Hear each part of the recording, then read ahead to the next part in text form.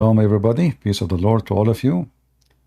Uh, happy, great Saturday, Sabbath. And I wish all of you having a good time.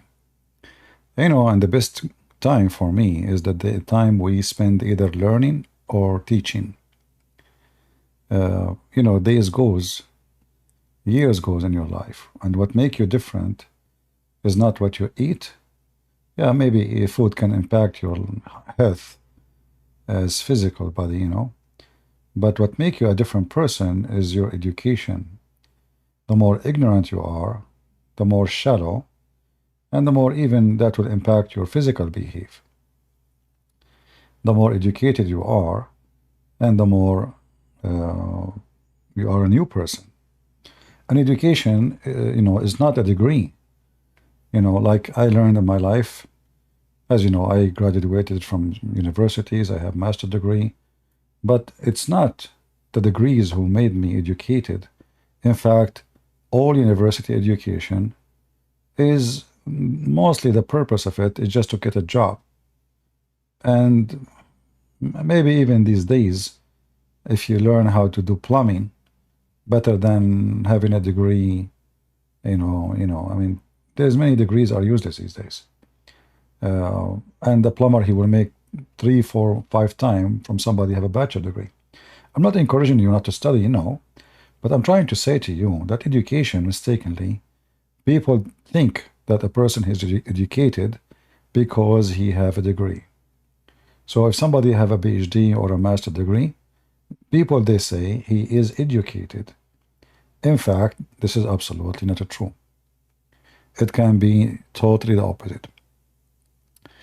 In front of me, this is a video, and you know, I don't look for them, they come in my way. The name of the video is How Do We Know Quran Was Sent by God? And you know, if the Muslim, they say Quran was sent by Allah, then I'm not going to argue with it. But saying that Quran was sent by God, this is a big fat lie. If you watch the video, which is very funny and very silly, you will see here as an example, this guy, he says that Allah, he made eternal challenge. And what is the challenge? To make Quran like it.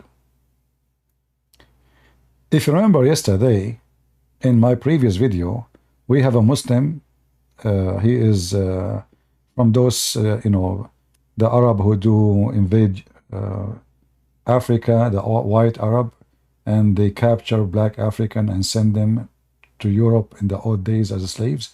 So he is descended from those Arab who go for a hunt, to hunt our brothers and sisters in Christ in Africa. And he was shocked when I showed him that too many chapters in the Quran and verses is taken from Umar ibn al-Khattab. And they are the major things in Islam, including the hijab, including praying toward the Kaaba, including taking the location of Abraham to pray, which is a false. Abraham never been there. So many major things in Islam, it was Umar ibn al-Khattab who is the one who said, and Allah supposedly, he copied exactly what Umar said. And then those people, they come and they say to us that Allah, he made a challenge that nobody can make Quran like this. Isn't it silly to say to me that you have a God, he make a challenge to make a book like his book? Well, I wrote many books. Who can make a book like mine? A page like mine? And you know, just to make it simple for you, if you make a page like mine, obviously you are copying me. So you lost already. It doesn't matter how good you are in the language. It doesn't matter. It doesn't matter really, because making a book like this is just a stupid idea. So eternal challenge. And what the challenge? The Quran incapacitates creation from producing anything like it. You cannot imitate the Quran. You can't produce something like the Quran. And in fact, in 3 different places in the Quran, Allah challenges creation to produce. You know, and then you go to the Quran, you will see Allah is quoting the quote, quoting the end. Allah is quoting Sulaiman. I thought nobody can quote the Quran. I mean, nobody can make Quran. But the Quran is a book of he said, she said. I mean, just to show you how stupid this Quran is. Who is the one making the Quran in this chapter as an example? Even the name of the chapter, as an example, chapter 27, it's called the chapter of An-Naml, which means ants. Why it's called ant? Because the ant is talking. So here you see how stupid, silly, the stupid religion. They claim that Allah, to prove that the Quran is from God, that Allah, he said, can you make Quran like this? When the Quran is quoting the ant, which means the ant is the one making the Quran. And look at this, the story. Sulaiman is flying in the top of a flying carpet with all his kingdom. It's like a cartoon. It's a cartoon. Even cartoon, they will not make it the whole kingdom flying. According to Muslims, Sulaiman, he have an army in the length of 2,500 miles. 2,500 mile long. Imagine how big the army. With their equipment and their animals and their horses, all of them, and his ministers and his slaves and his servants, all of them are in the top of one flying carpet. And when Sulaiman was flying in the sky, he heard one ant.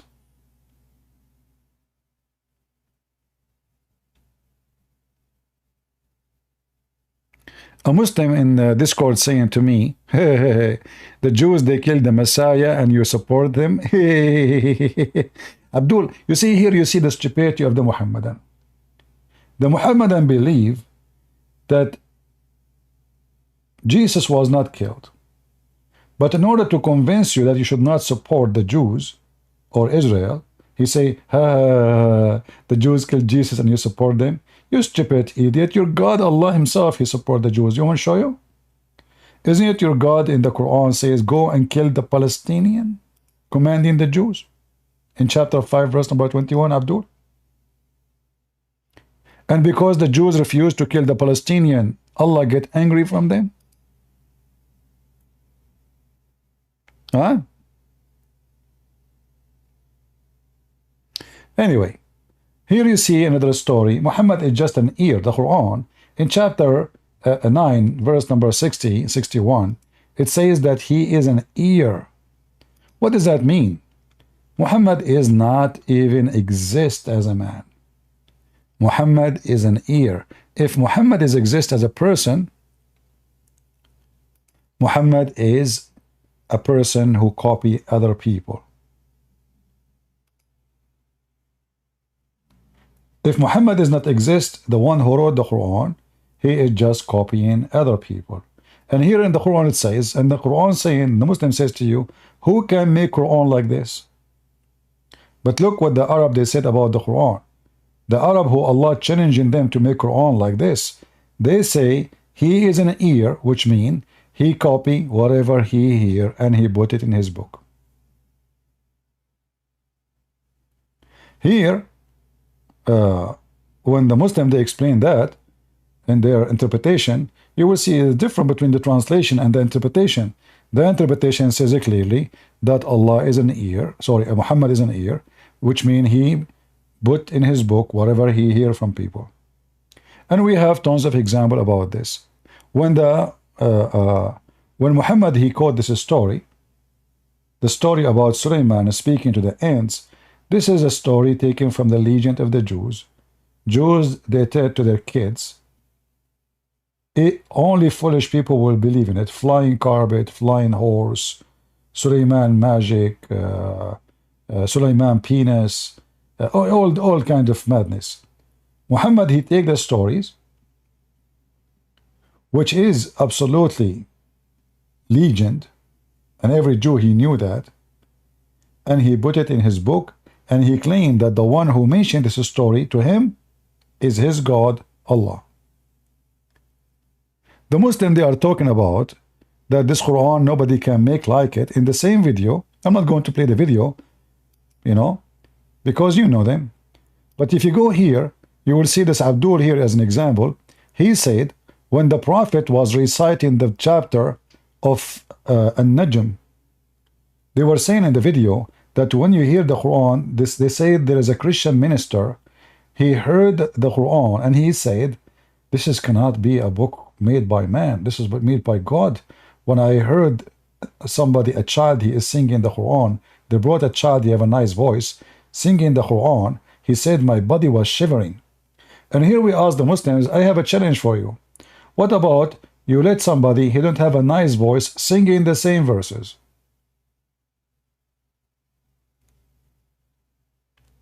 Let us see if his body will be shivering. Same time, the person you are singing the Quran for him, he do not know Arabic. In the top of that, why you are even singing the Quran? Isn't it the Quran said that the one who adorned the language, decorate the language, decorate the words, is shaitan? According to the Quran itself, that the one who come with the beautiful language is shaitan.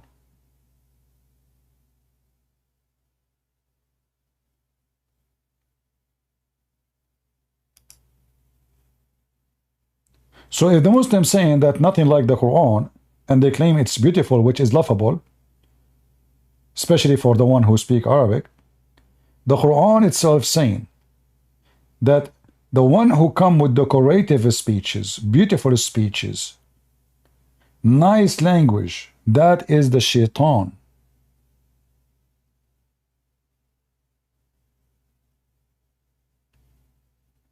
Here, in the verse in the front of you, it says, thus we have made for every prophet an enemy from the devils and mankind. And those devils, the genie is a devil in Islam, inspire one another with decorative speeches, beautiful speeches. So according to the Quran, shaitan, he can make extremely beautiful speeches. And then the Muhammadan, they come to us and they say the Quran is a beautiful speech. But not for me.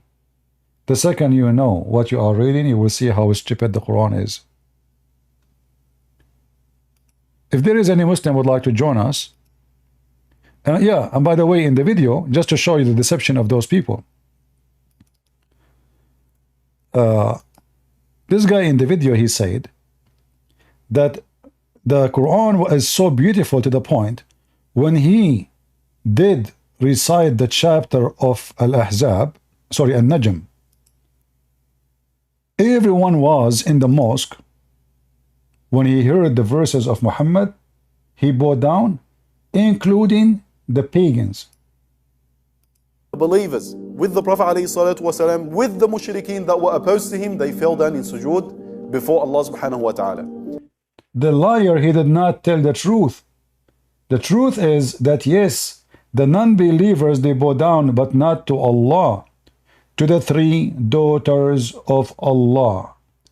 This is where Muhammad, he received the satanic verses, and I can show you the reference from their books. You can go, all of you right now, read the same chapter he is talking about, the chapter of An-Najm, and you will see where it says that the believers and non-believers, all of them, they bow down. Why? Because Muhammad, he praised the three daughters of Allah, which is the pagans, like Muhammad, the Arab, they worship them. This is why those pagans, they bow down, not because the Quran was nice. You see how they lie in the video? He said when the Prophet of Allah, he recited the chapter of An-Najm,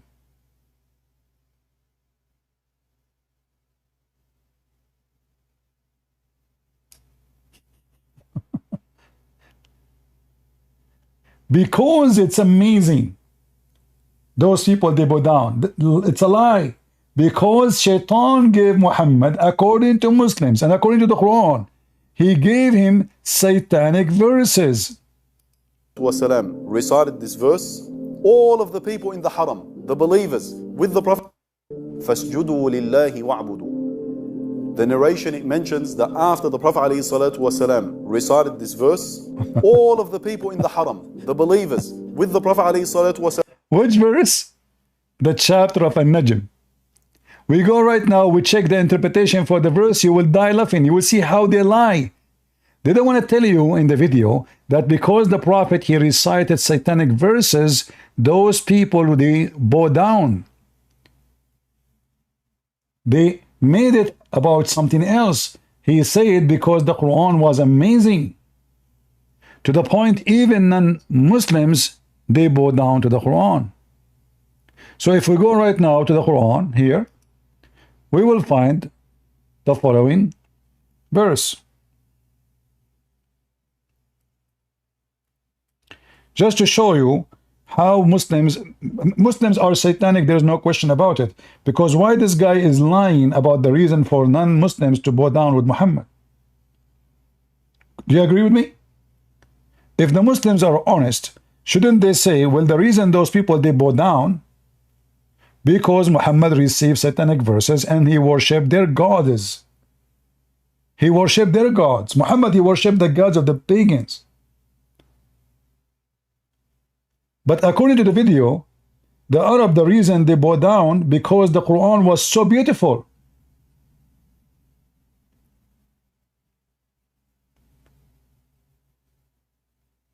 Can you believe it, how those people, they have no dignity?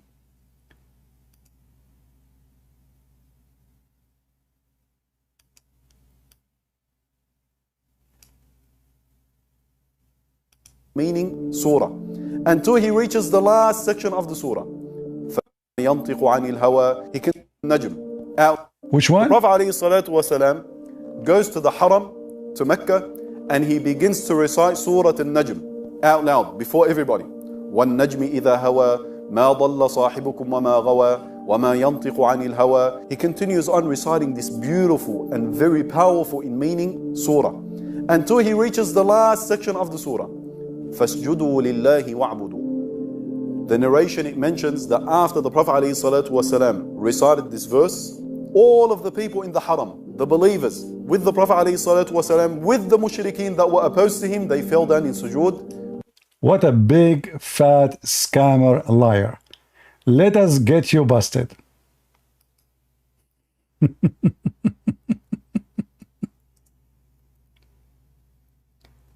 Here you ask yourself, those are religious people. If those are the religious Muslims, are a bunch of liars and they are fabricating story.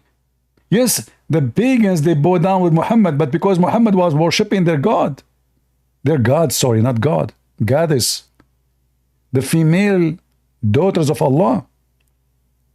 So here you will see that when he was reciting the Najm, Muhammad, he mentioned the three daughters of Allah. And he said, their intercession is a must. Their what?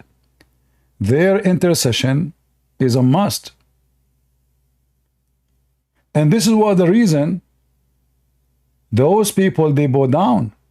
Not because they like the Quran, but because he just mentioned the names of their goddess. Can you believe how much hypocrite those Muhammadan? This is an Islamic center. They have a big center. I don't know where this one is in USA. And they are lying to their teeth about the reason.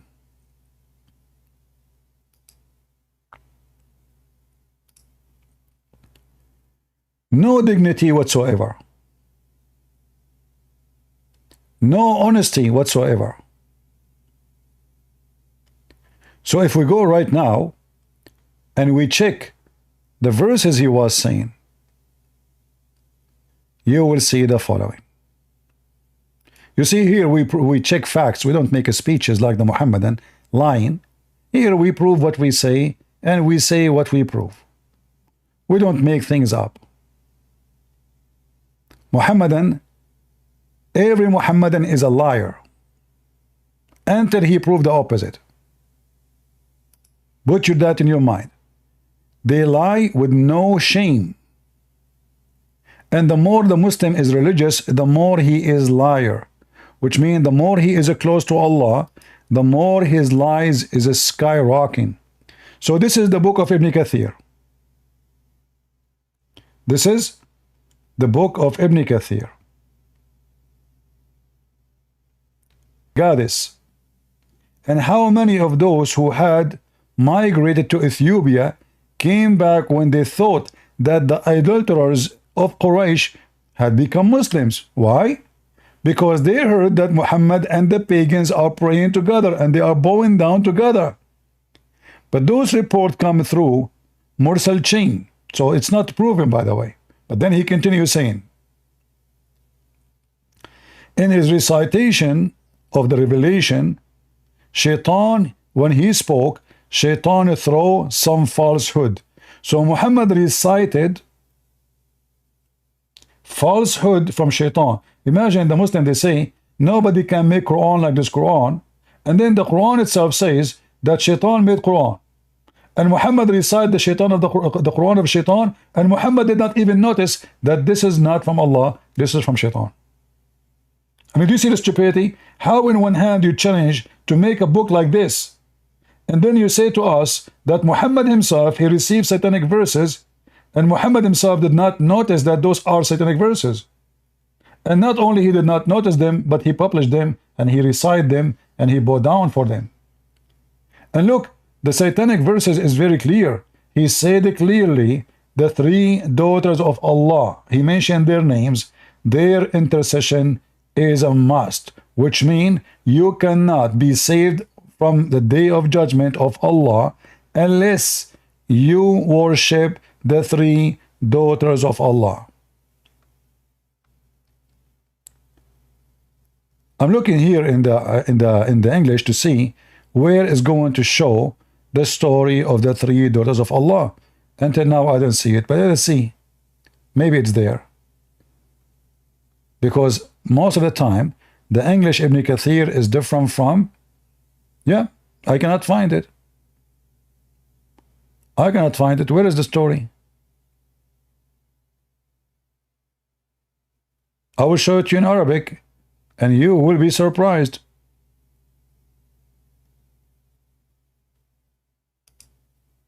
What is the story about the Muslims and Muhammad? They are bowing down together. It's not there.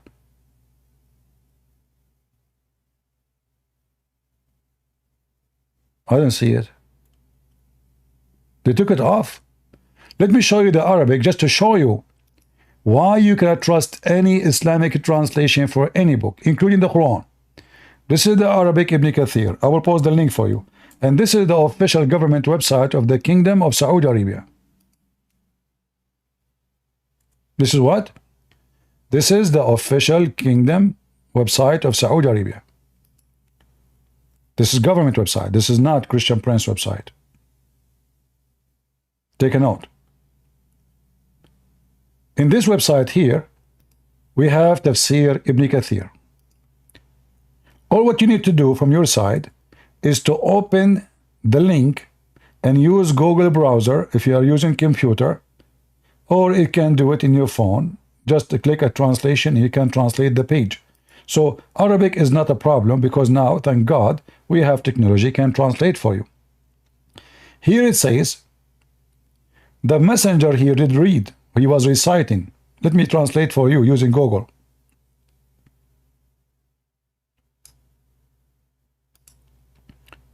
Remember in the video he said that the reason those people they bowed down because the Quran was so amazing. But reality is the following. He said, the messenger of God, may God's prayers and peace be upon him, recited Al-Nam in Mecca, and when he reached this place, have you seen Al-Lat and Al-Uzza, and Manat, the other third, he said, then Satan put it on his tongue, those are the highest cranes, and their intercession is hoped for. They said, he did not mention our gods well before today. So they prostrated and they prostrated. Did you hear it? In the video they said they prostrated because the Quran was so beautiful. Are you with me? In their video, they said that the pagan Arab, they prostrated because the Quran is so beautiful. But the reason they prostrated because he is worshipping their gods, which means Muhammad is a fraud. He just mentioned the three daughters of Allah, the goddess, and he called them the high cranes, and he said their intercession is hoped for, is a wish, is a supplication. You pray that the daughter of Allah will intercede for you. And because of that, look what even the text is so clear. The pagan Arab, they said, he did not mention our gods well before today. Our gods, do you see it? What Muhammad just did? So they prostrated, and he did too. So now Muhammad and the pagan Arab, they are worshipping the three daughters of Allah. But in their lies videos, they claim that the reason those people, they bow down because the Quran was so beautiful.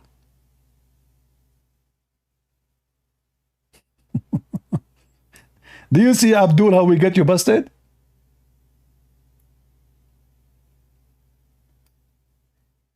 Do you have a shame? A mosque is making a video like this, saying that people, they love the Quran because it's so beautiful, and this has always happened, to the point even in the time of Muhammad himself, the pagan, they bow down after they heard the Quran. So why did they not convert? And then when we check, we will find that this has happened because the pagan and Muhammad, both they worship the same God or gods, the three daughters of Allah. And this is nothing new. On one occasion, the Prophet ﷺ goes to the Haram, to Mecca, and he begins to recite Surah Al-Najm out loud before everybody. وَالنَّجْمِ إِذَا هَوَى مَا ضَلَّ صَاحِبُكُمْ وَمَا غَوَى وَمَا يَنطِقُ عَنِ الْهَوَى. He continues. By the way, how come the Quran now is not beautiful? You are reading the Quran in Arabic. If it's a beautiful, should be beautiful anyway. You sing it, you don't sing it. With nice voice, without nice voice. Anyone sees something beautiful in what this guy is saying, he's reading Quran. What is the beauty of the Quran? A minute ago he said, when you hear it, your body will be shivering. Anyone, his body is shivering. Look, I will play it for you again. Sing it to us again. Recite Surah Al-Najm out loud before everybody. وَالنَّجْمِ إِذَا هَوَى مَا ضَلَّ صَاحِبُكُمْ وَمَا غَوَى وَمَا يَنطِقُ عَنِ الْهَوَى. He continues on reciting this beautiful and very powerful in meaning. Beautiful? There's a God, he swear by the fallen stars. If there's fallen stars, I mean, your God, he is so stupid to the point he think that the stars, the meteor we see in the sky, they are fallen stars. Have you ever heard of a God, he swear by a fallen star? Who is greater? Who is greater? Your God or the stars? I swear by something is greater than me. So when somebody swear by God, because God is, is God. When somebody swear by his mother, because he's born of her, he love her, he adore her. Allah swear by the stars for what reason? And since when the meteor are falling stars? And look at this amazing, beautiful, powerful. By the star as goes down, your friend has not gone astray, nor has erred, nor he does speak of his own desire. But we just found that this is a story about where Muhammad received satanic verses. How he is not misguided, how he is not speaking from a desire, when you in the Quran saying that Shaitan made him speak satanic verses. Are you following with me, guys? Are you connecting the dot? The same chapter saying this is amazing by the foreign stars, which is stupid. Your friend, which is Muhammad, has not gone astray. Are you sure? But here it says when he was reciting this chapter, he received satanic verses. But take to Abdul, how he is not gone astray, and now he is worshipping the three daughters of Allah.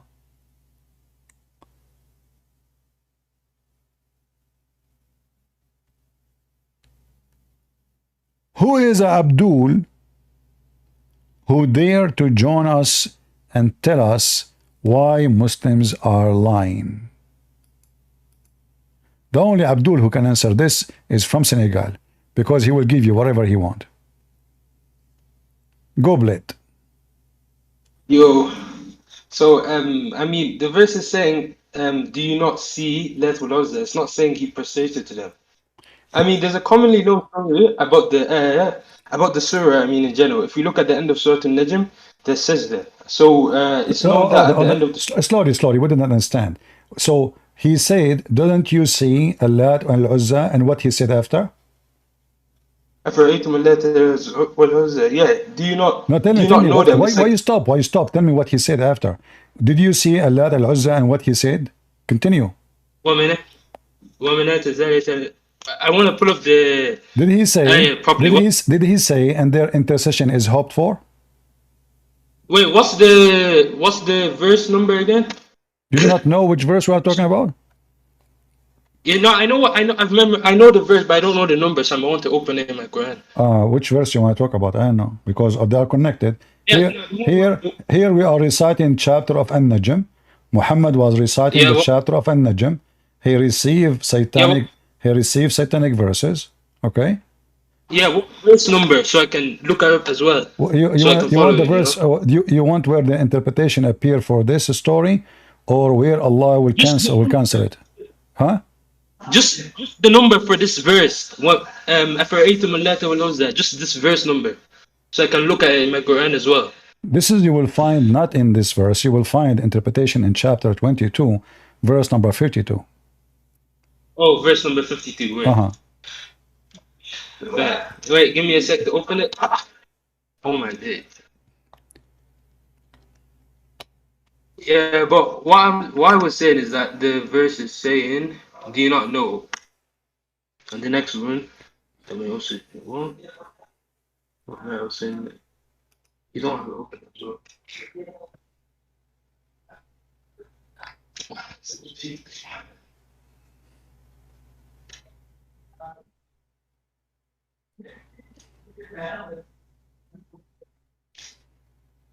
And wait, Surah Najm, verse 52. mm-hmm. Wait, let me do this.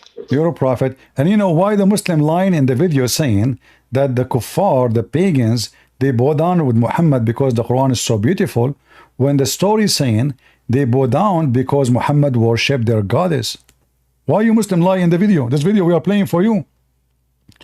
Hold up, is what kind of religious people those lying that those people they bow down and they worship Allah because the Quran was so beautiful, when in fact the reason they bow down, as you see, and this is Ibn Kathir, and we can show a Tabari and other interpretation saying it clearly, they bow down because Muhammad was worshipping the three daughters of Allah, not the opposite.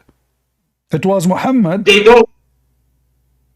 don't say that, because I'm looking at, we know at the end of the surah, there's a, look, I'm looking at the tafsir. Read with me. And when Muhammad he said, and their intercession is hoped for, they said he did not mention, they said he did not mention our gods well like this before today. So they bow down and he bow down with them. So because Muhammad worshipping the gods, the goddess, the female goddess of the Arab, they bow down and they appreciate Muhammad worshipping their God. This is why it says in front of you. This is Ibn Kathir. It's not my statement.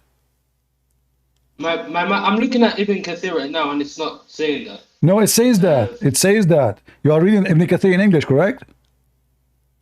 Well, I'm looking at. Well, hold up, but let me switch to English. No. Are you Yeah, I'm looking at are you reading Ibn Kathir in English? Yes. No, yeah, now I am. No. Yeah. What? In English or Arabic you're reading? But at first I was looking at Tabari for where he's saying this, that he was worshipping them. Listen. I want you to answer me. Why a Muslim can't answer? Does it say that in Ibn Kathir? Yes or no? In Ibn Kathir, right now, it's not saying that Muhammad sallallahu alaihi wasallam. No, it says that. Here we go. This is Ibn Kathir in front of your eyes. This is the official government website of the Kingdom of Saudi Arabia. You see it? And this is Ibn Kathir. The English translation is false. They cut it off. They took it off. Here Ibn Kathir says, قال قرأ رسول الله صلى الله عليه وسلم بمكة النجم فلما بلغ هذا الموضع. When he arrived to this point, he said, did you see اللات العزى المناة الثالث الأخرى? Then Shaitan he throw in his tongue, this is the three daughters, the grains, the high, the holy, their intercession is a must. They said, he never mentioned our gods in such good way before. So they bow down and he bow down. And this is Ibn Kathir in front of you. Do you know Arabic? Yeah, I'm reading it as well. It's all not, right. It's not as long you know Arabic, hold on. As long you know Arabic, can you read and translate? Because maybe I'm lying. Can you read what you in the screen and translate to everybody? قال رسول الله صلى الله عليه وسلم حكم اللجن فلما بلغ قوته انسلست قال الشيطان ما ذكر الحياة بخير فسجدوا أذني سجود وما أرسلنا من قبلك. Yeah, that's what it's saying on there. So why in the video they are lying, saying because the Quran was so beautiful, the pagan Arab, they bowed down worshipping Allah, when in fact it was Muhammad bowing down with them worshipping the three daughters of Allah.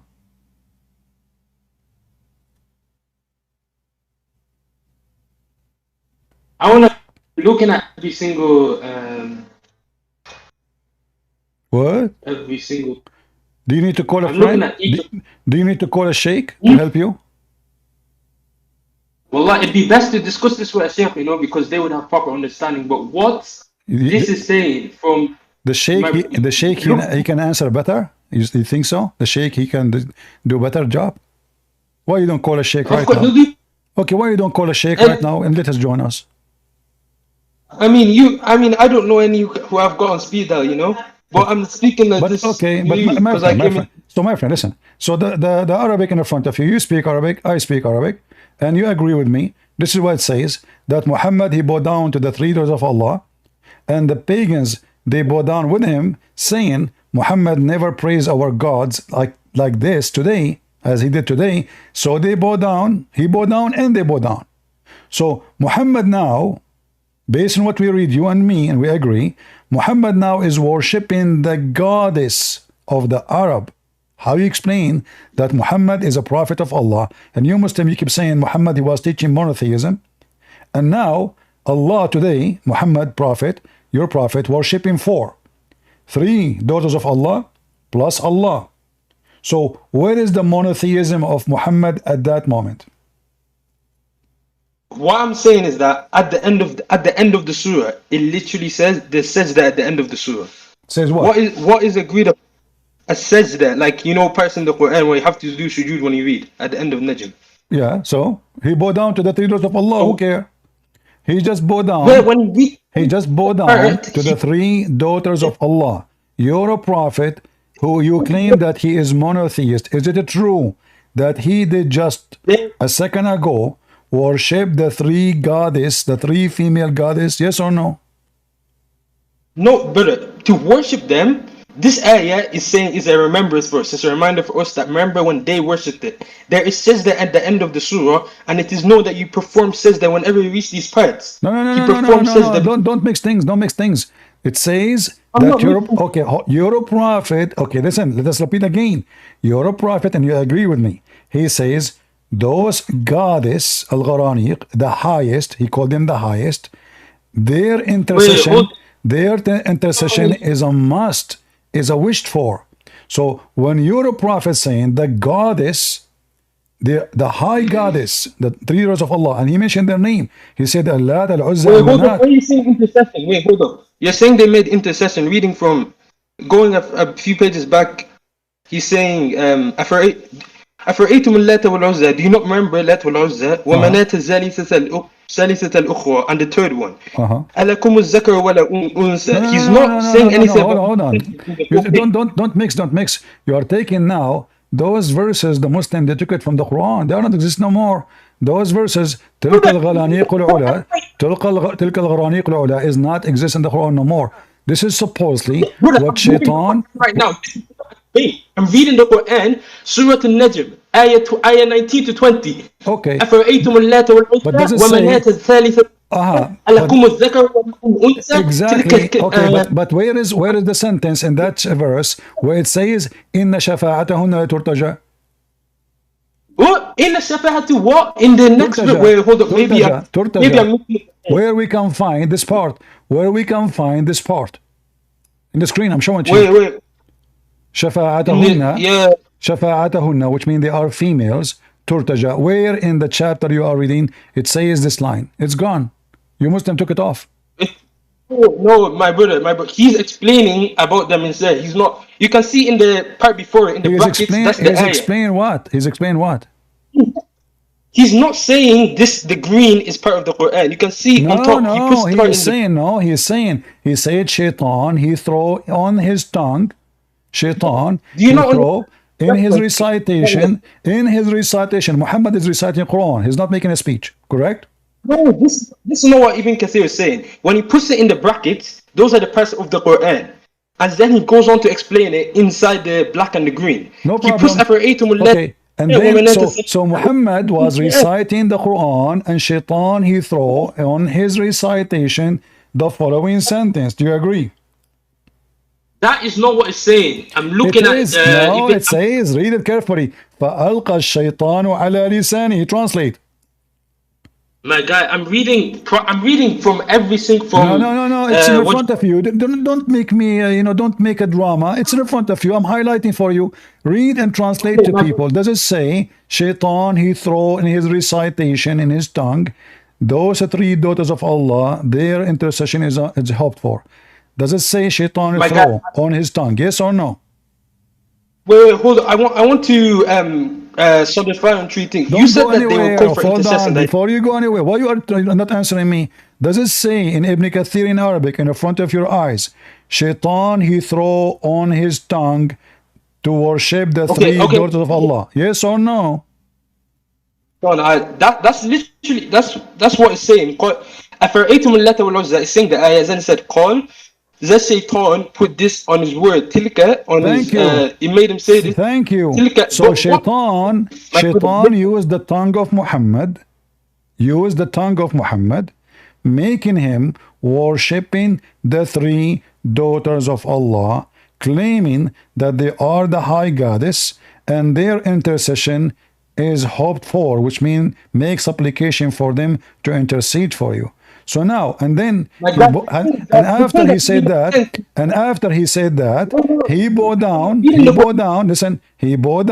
they bowed down with him, correct? And the Arab, they said, he never mentioned our goddess in such good way before, so he bowed down, and they bowed down together. So now, the pagan Arab and the pagan Muhammad both are worshipping four gods, the three daughters of Allah, and the reference in front of you. My guy, you're ignoring the fact that in this whole page, it's not saying anything about intercessions. It's saying it says that. Here we go. I mean, what's wrong with you? He say, look, I mean, even Google got you busted. Here we go. This is Google translation. Here it says their intercession is hoped for. Which ayah number is it saying intercessions? The next ayah in Listen. I don't know what are you eating. This is it not ayah no more, because supposedly this is what Shaitan he made Muhammad say.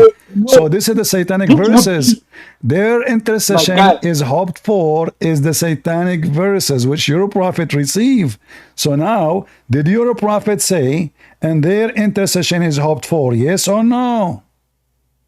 Brother, because the Quran does not look things I want to solidify with you. Man and You can explain as you wish. Does Ibn Kathir says that Muhammad, when he was reciting the Quran, he said the three high grants of Allah, the three daughters, Manat and Allat al-Uzza, three, all of those, their intercession is hoped for. Does it say that or no? Brother, Ibn Kathir is not the only one. I'm looking at all of them. Don't jump. See, guys, the Muslims are Muslim. There's no decent Muslim ever exist. A decent Muslim is an ex-Muslim. Why you keep avoiding my question? How many times I need to repeat the same question? Did Ibn Kathir says that your prophet said their intercession is hoped for? Yes or no? Guy, because you're trying to single out, you have to look. Every single sheikh does this. Whatever I have the right to single out, because I'm asking you why you don't say yes. Say yes. If it's there, say yes. But look, you don't want to say yes. Listen. You don't want to say yes because this is a proof that your prophet is a false prophet and he worshipped three daughters of Allah and he bowed down to them. This is why you refuse to say yes. It's in front of you. You speak Arabic. I'm showing you even Google translation, and you did read it for us already. But now you are saying to me where it says their intercession is hoped for. It's in front of you. So does Ibn Kathir says that your prophet said their intercession is hoped for? The goddess. Yes or no? You see how they lie? No dignity. The reference in front of them. The website of the official government website of the Kingdom of Saudi Arabia. Government website. It's in the front of their eyes. Still they play games. Can you believe it? Satanic. This is satanic religion.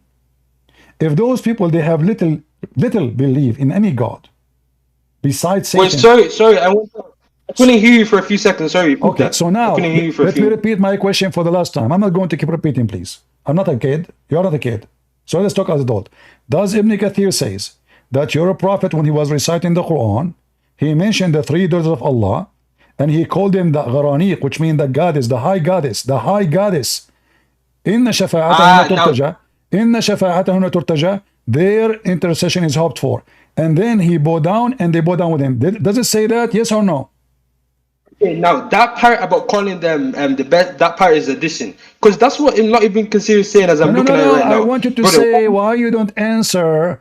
Did your prophet say their intercession is hoped for? You said to me 2 minutes ago where it says that. I said it's in front of you. Does it say that their intercession is hoped for? Yes or no? You can bring me the ayah where the prophet says that, I'll agree, but no ayah says that. It's in front of you. This is not an ayah no more. This is the ayah of Shaitan. You Muslim, you took it off from the Shaitan. That's what Ibn Kathir is saying. Ibn Kathir is saying, Shaitan, he gave your prophet. Listen, what's wrong with you? Just say that Ibn Kathir says that, yes or no? Okay, my brother, there's two sides to this. Ibn Kathir says that, yes or no? Brother, there are two sides to this, okay? You see, if guys, you want to say that... No, I have no time for talk. I'm not going to repeat the question at 10,000 times. What a bunch of cowards. It's in front of him. Did Ibn Kathir say yes or no? He will not say. Can you believe it, how satanic they are? I just use Google translation in front of your eyes. You don't want to say yes, it says that. Why? Because you are satanic. Because you know, if you say yes, this is what he said, that means your prophet is a satanic man. Let me do the translation again in front of everybody. Here we go. Using automatic Google translation, not Christian Prince, nobody else. in front of your eyes. He said, the messenger of God, may God's prayers and peace be upon him, recited Al-Nam in Mecca, and when he reached this place, have you seen Al-Lat and Al-Uzza, and Manat, the other third? He said, then Satan put it on his tongue, those are the highest cranes, and their intercession is hoped for. Is hoped for. They said, he did not mention our gods well before today. So he prostrated and they prostrated. See? They were worshipping for gods. Muhammad and the Arab pagans, the monotheist Muhammad, the biggest fat lies of monotheism. Muhammad is like Obama. Obama, he go to Israel, he wear the hat of the Jews. He go to the church, he kiss the Bible. He sit with the atheist, he make fun of the Old Testament. He go with the gays, he's a gay. He visit the Middle East, he's a Muslim. That's Muhammad. Muhammad now is sitting with people who they are worshipping the three daughters of Allah beside Allah. The family of Allah, the whole family. Muhammad, he worshipped the three daughters of Allah. He called them goddess. He called them the high goddess. He said their intercession is hoped for. The Arab, they said, wow, that's good. We don't have a problem no more. We worship the same gods. It's in front of you. They said, the Arab, he did not mention our gods well before today. So they prostrated, and they prostrated too, together, worshiping the four gods, the three daughters and Allah. And I keep asking this guy the same question. Does it say that your prophet said their intercession is hoped for? He says to me, where it says that? Can you believe how they lie? I mean, if they are debating someone, he have degrees in the garbage of Muhammad, he speak Arabic better than their God, and yet they deny, and we are showing the reference in front of them in the screen, and still they say where it says that. And just to remind you, when this guy, he took the microphone, he did read it. He agreed in the beginning. But now because he noticed, because you can reward the video, you will see he agreed. He did read. He said, yes, it's a... So now, because now I'm asking him a specific thing, he felt the embarrassment. He felt the danger. Because simply, look what he's saying to me in Discord. He is translating tafsir. So what I should not translate? Guys, my guilt, I'm guilty now. I'm translating tafsir. So what? Because this is what happened. Look in the chat. He admit in the Discord. He said Christian Prince is translating the tafsir. So why you refuse each time I say to you, did Ibn Kathir say so? You refuse to read. Now you just admit it. Yes, this is what Ibn Kathir said. And this is what At-Tabari said. And this is what all the scholars, Muslim scholars, they said. Muhammad, he worshipped the three daughters of Allah. And here you notice why Muslims, all of them, they are a bunch of liars. Why in English, why Ibn Kathir in English doesn't have the story? Where is the story? Where is the story? What we are reading for you now in Arabic, why we cannot find it in the English website of Ibn Kathir? Where is the story? It's gone. They took it off. Because it is embarrassing. Liars, fabricators.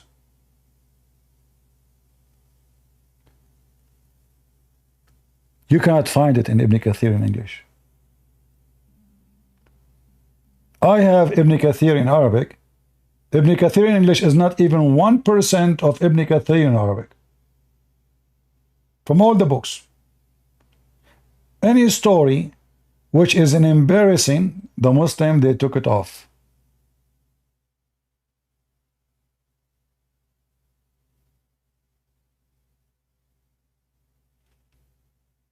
You see it? So here you see why Muslims, why you cannot take Islam from Muslims. Every Muslim is an official liar.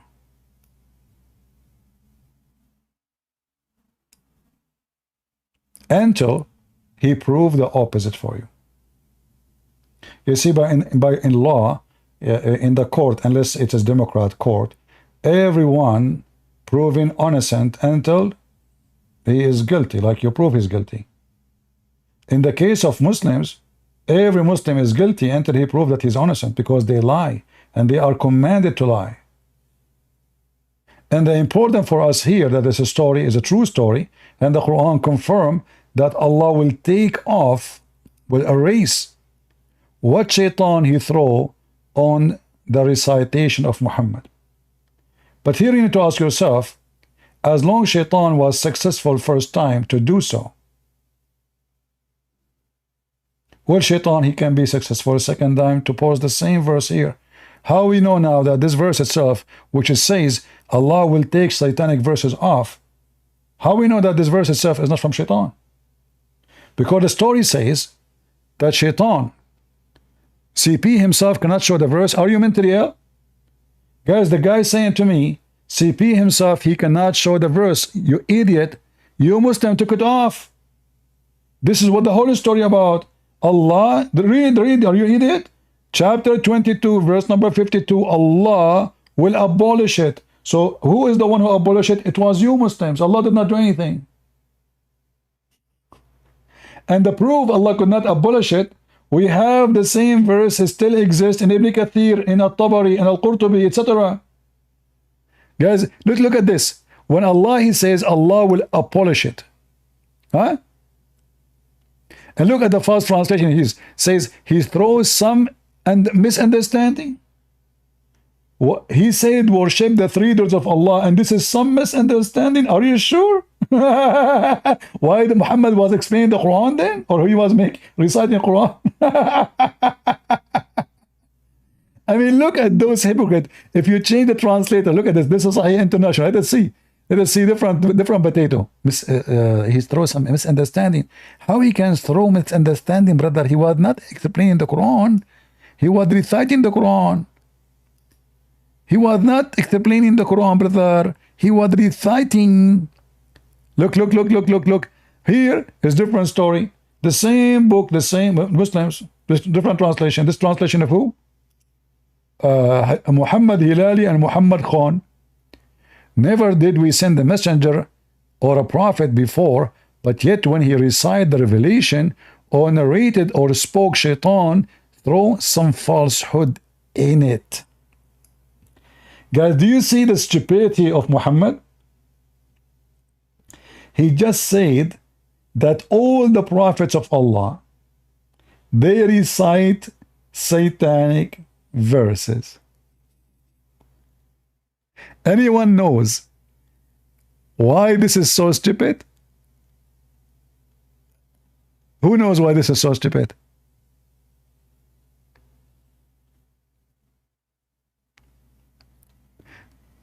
The reason this is so stupid, when the Muslim they say that Allah he protected Muhammad regarding the religion is not true.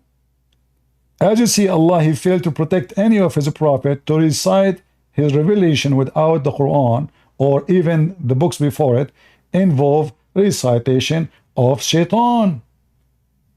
So based in this verse, shaitan was able to compromise all the revelation of Allah in the presence of Allah. It's not only Muhammad.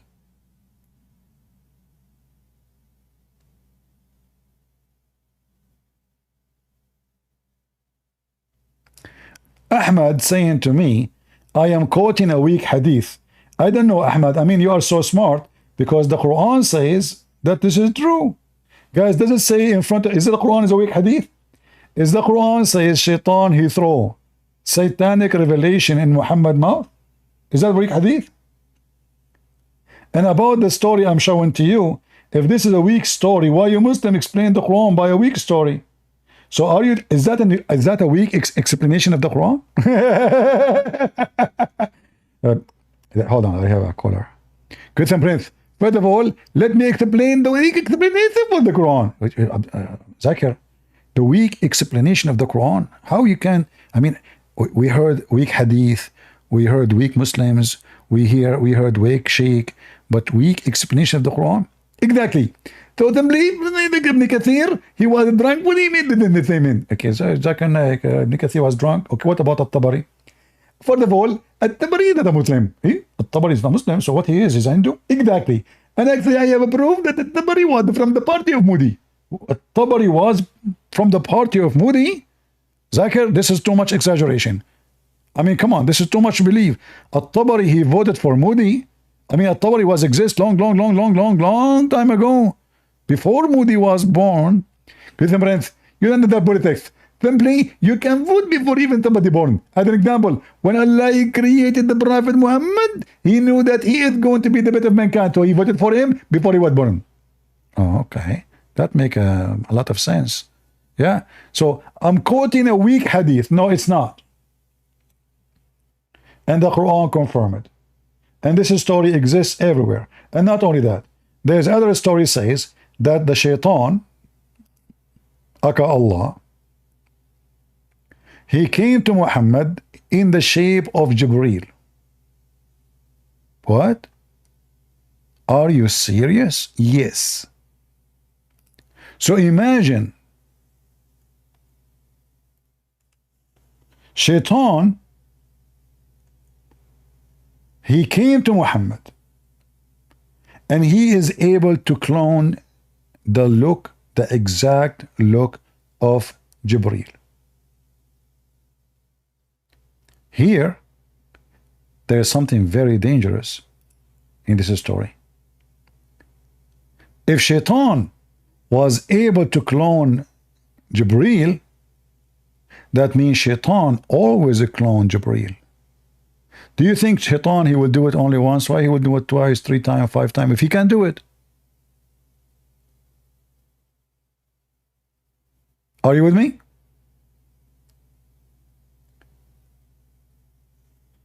As long as Shaitan, it's so easy for him to change his look and to come to Muhammad as Jibreel. That means Shaitan, God knows how many times, he came to Muhammad as Jibreel. Here is the story from their books. Nothing of my books. IslamWeb.net, At-Tafsir al-Kabir, Fakhruddin al-Razi. Here it says that Shaitan, his name is Al-Abyad.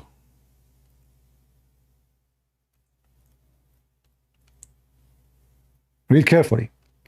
Ibn Abbas, he said,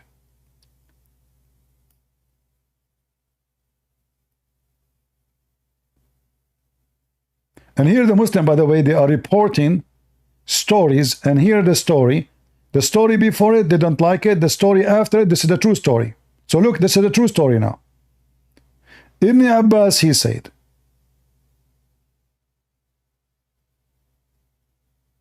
let us see.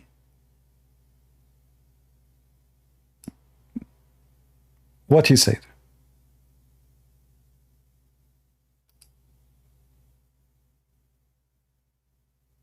Ibn Abbas, may God be pleased with them both, said in the narration of Atta, a devil called the White One came to him in the form of Gabriel, peace be upon him, and gave him this word, so he recited it. When the polytheists heard that, they liked it, so Gabriel, peace be upon him, came and looked at him, so he recited it. When he reached that word, Gabriel, peace be upon him, said, I didn't bring you this. The messenger of God, may God bless him and grant him peace, said, he came to me, coming in your image, and put it on my tongue. Oh boy. Guys, did you hear it? Shaitan, he came in the image of Jibreel. And he gave Muhammad the satanic verses. Who? Shaitan. How he looked like? Like Jibreel. What he called himself? Al-Abyad, which means white, because Jibreel is white. Do you see it, Muslims? Yeah, want the link? No problem. Here we go. No problem. Here we go.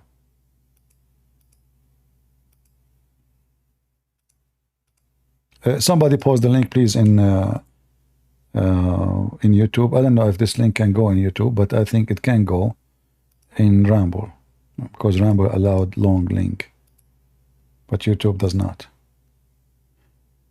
Guys, in Ramble, is the link working? Let me know if you can open it.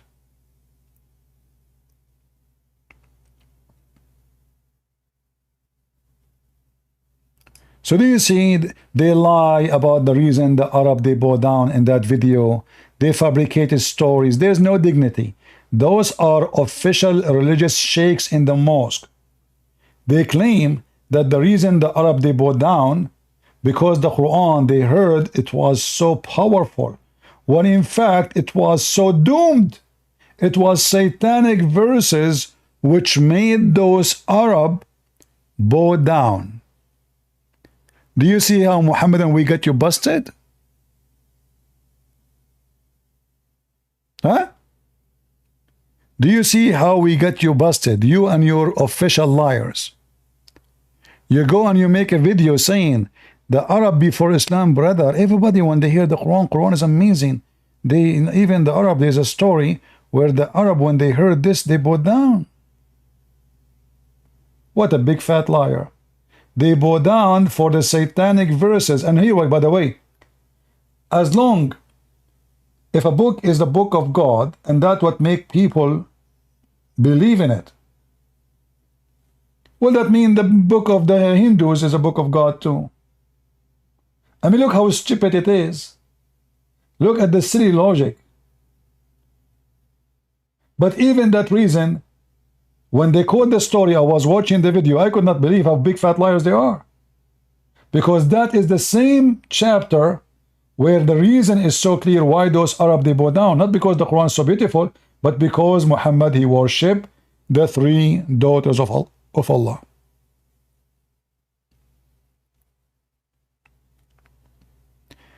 We have an ex-Muslim want to talk? Put your hand up.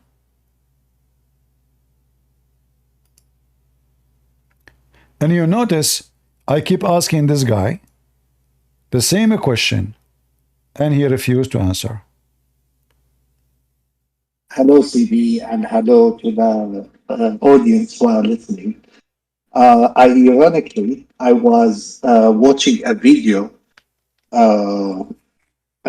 with in Britain, someone who's a Muslim and someone who's not a Muslim, and they are talking. And the Muslim was like more elusive than the guy who were you talking to, right? And like you can't pin him on anything. And every time they tell him about how the demonstration that's happening in Britain is about like if they killed the Jews and stuff like this, he says no, it didn't happen. And then I go to that chat and I see everybody in the comments, saying that it's impossible to talk with Muslims. They never answer a question. They always deflect. Right?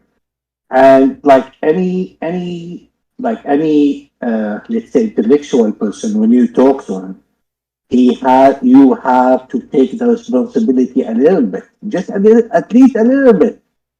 Right? But to always deflect, it just doesn't mean anything. And I honestly called to ask you this.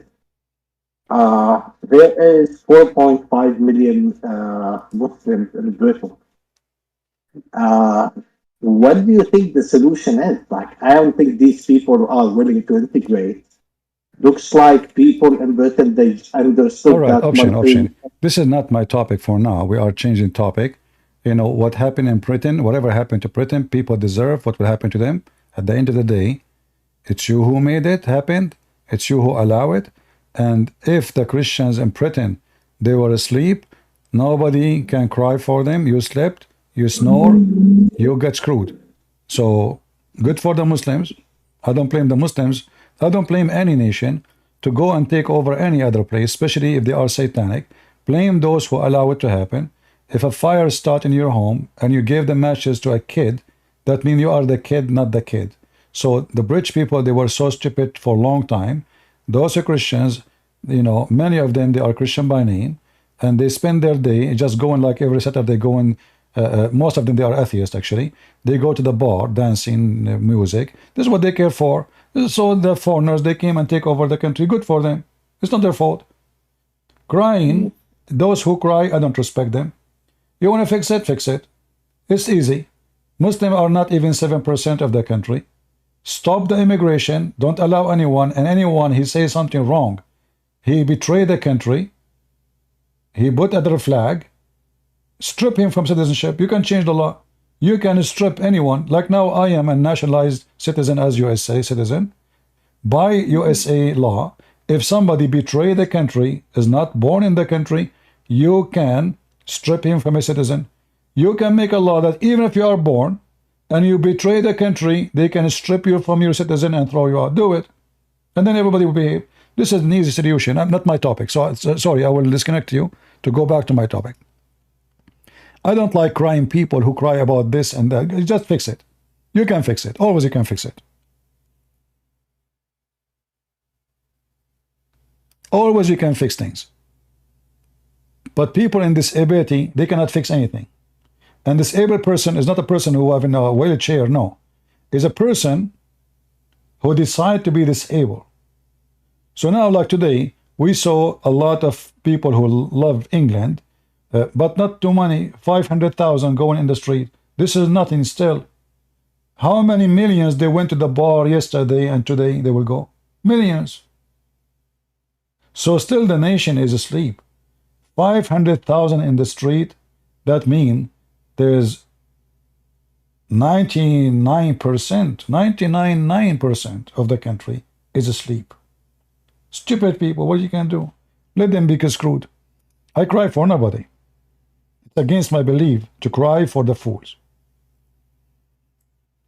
Here we have an example of how amazing the Quran. This is a sheikh, his name is Al-Urayfi. Very well known. He have a conference in France or Belgium, I'm not sure. They brought in the stage a person who don't speak Arabic. And now the Muslim want to show you how your heart will tell you which one is the true Quran. So the sheikh, he will recite two kind of Quran. One he just fabricated, and one is from the Quran, the true Quran. And he will ask this French boy, which one you like more? And look what happened. فارسي ما يقدر يفرق ذكر رحمة ربك عبده زكريا. هذه الجملة الأولى وجلسنا معك وأنسنا لك. طيب هذه الجملة الثانية قل له هل شعر بفرق بين الكلامين؟ La deuxième, الجملة الثانية ارتاح إليها. لم تضبط He liked the fake Quran more. What happened here, guys, I don't know, like the video somebody played with it. The guy, he liked the fake Quran. Supposedly, after he sang the Quran, he made two Quran. Fake one and true one. And he asked the guy who is not a Muslim, he do not know Arabic. He don't know what he just said. He said to him, which one you like more? The guy, he liked the second recitation, which is the fake Quran.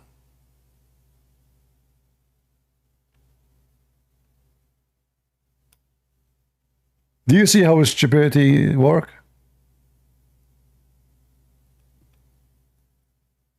Huh? He liked the fake Quran. And then he said, okay, let's repeat again, let's repeat again.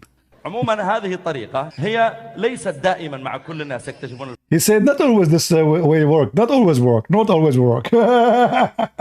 Really? So Allah, he failed this time?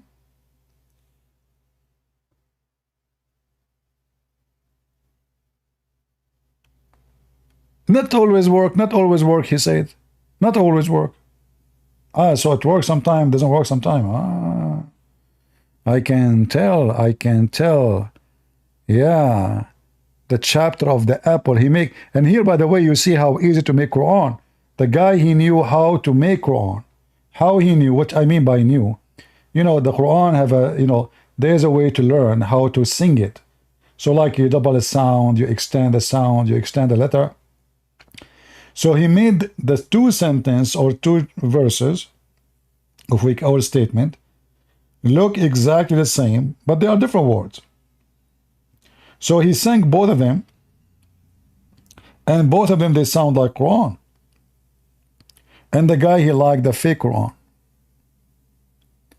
And maybe this is why Muhammad, are you sure he is not reading two different ayah? No, I am sure, yeah. He was reading the chapter of At-Tufaha, my friend. Do you have a chapter in the Quran? It's called the chapter of the apple. The chapter of the apple. Can you read? People are laughing at you. Those are the atheists posting this thing. The chapter of At-Tufaha, Surah At-Tufaha. Do you see it? The chapter of the apple. The guy, he created a new Quran called the chapter of At-Tufaha. You know Arabic, you can read Arabic. And look, guys, look what he said. He said to me, are you sure they are not two the same? So now he did not notice that this is not Quran. He thought, even this guy, he thought it's Quran. He just said, Christian Prince, the guy who was speaking to me, who knows Arabic, I just hang up on him. He said to me, look at the text. He said, are you sure this is not both Quran? Which means he really believed that the guy he made Quran now is a true Quran. Even the guy who speaks Arabic, he thought this is Quran too. And now he is like trying to cover it. He says, I haven't heard it before. He still thinks there's a chapter in the Quran called the chapter of the apple, because he liked what the guy said. There is a chapter of the orange. I mean, what you can say, your Quran is like a zoo. There's all kinds of names, weird names. Yeah. So he invited this guy on the stage, and supposedly his trick will work. The guy, he will like the Quran more. And then what an embarrassment. He starts saying, well, you know, this is not all the time work. Sometimes it works, sometimes it doesn't, you know. Yeah. Sometimes it works. What an embarrassment. Here, hold on.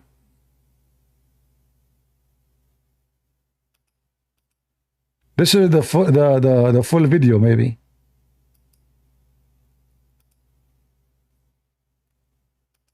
The chapter of At-Tufaha. شنو هذا؟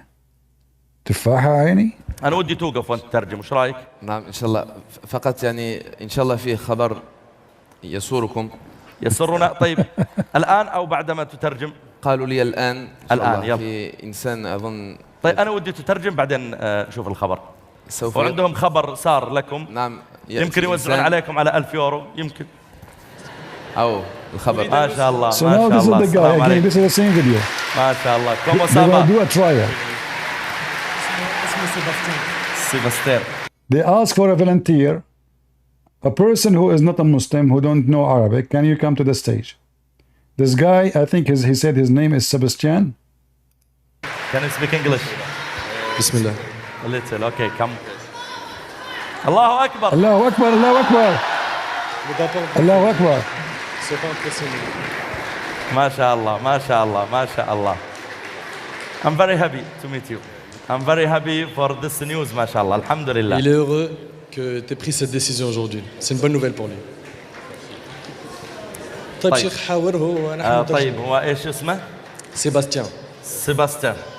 طيب اسأله هو كم عمره ما شاء الله؟ T'as quel âge Sébastien? J'ai 26 ans. 26 سنة. 26 سنة. 26 years old. طيب هو جاء إلى هنا لأجل ماذا؟ ما الذي جعله يأتي هنا؟ Anyway, just to go.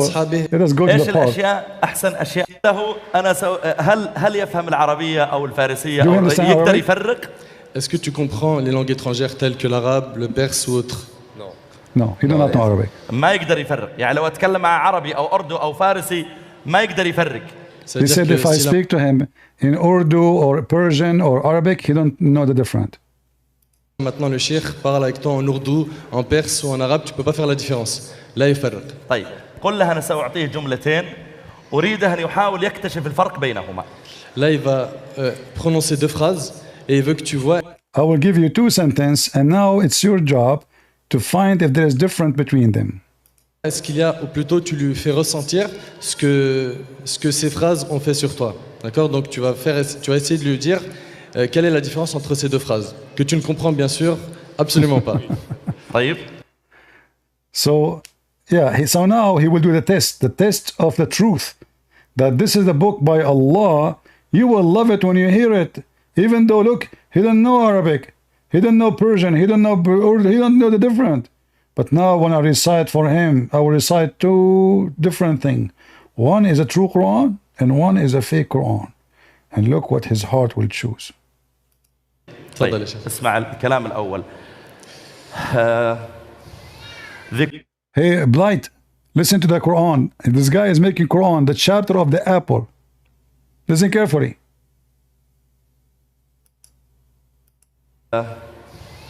ذكر رحمة ربك عبده زكريا إذ نادى ربه نداء خفيا قال رب إني وهن العظم مني واشتعل الرأس شيبا ولم أكن بدعائك رب شقيا وإني خفت الموالي من ورائي وكانت امرأتي عاقرا فهب لي من لدنك وليا يرثني ويرث من آل يعقوب واجعله رب رضيا. Oh boy. هذه الجملة الأولى قل له. He said this is the first sentence. All right? So this is the first Quran. Remember, he did not say to him this is Quran. He said to him, which one of them, of those two things I will say to you, your heart will make you like more. Your heart. Because remember, he didn't understand anything. So he said this is the first one. Ça c'est donc la première phrase. طيب ياخذ الجملة الثانية. Là maintenant, so now the second recitation. Listen carefully. Second recitation. Il va prononcer la deuxième phrase. Essaye de dire est-ce qu'il y a une différence entre les deux. نحن اجتمعنا في هذا المكان. Now he is fabricating Quran. Listen carefully. This is not Quran. This guy is fabricating now Quran. And then he asked the guy, which one you like more? He said he liked the second one, which means he liked. His heart felt better to the second one, which is the fake Quran. Il va prononcer la deuxième phrase. Essaye de dire est-ce qu'il y a une différence entre les deux. نحن اجتمعنا في هذا المكان ثم جلسنا في هذا الزمان ثم التقينا معك وجلسنا معك وأنسنا لما لقيناك ثم سوف بعد ذلك نفارقك لكننا سوف ندعو كثيرا لك. طيب هذه الجملة الثانية. Ça c'est la deuxième phrase. قل له هل شعر بفرق بين الكلامين؟ Now, did you find any difference between the two? Tu as ressenti une différence entre les deux phrases? Est-ce qu'il y en a une parmi les deux qui a peut-être touché ton cœur? Voilà, la deuxième. La deuxième, الجملة الثانية. ارتاح إليها. طيب. He liked the second one. He liked the fake Quran.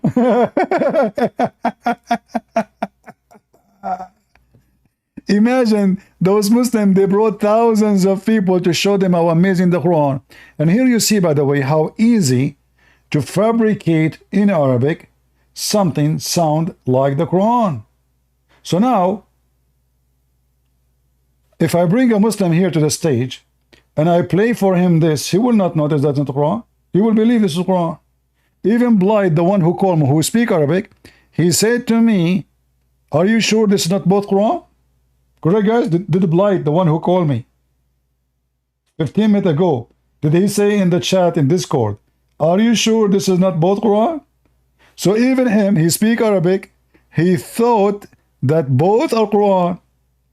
And this is telling you that the challenge of Allah to make Quran is a joke. This guy, he just make it up on the stage. We sit with you, we ate with you, we have fun with you. This is what he's saying.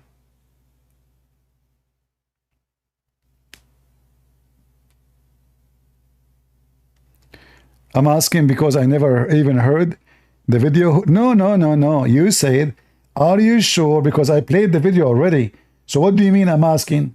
You heard the sentence both. You heard him speaking the Quran and you heard him to speak in the false Quran. And you said to me, are you sure that both are not Quran? Aren't you sure that both are not Quran? Or they are not Quran? Your text is there.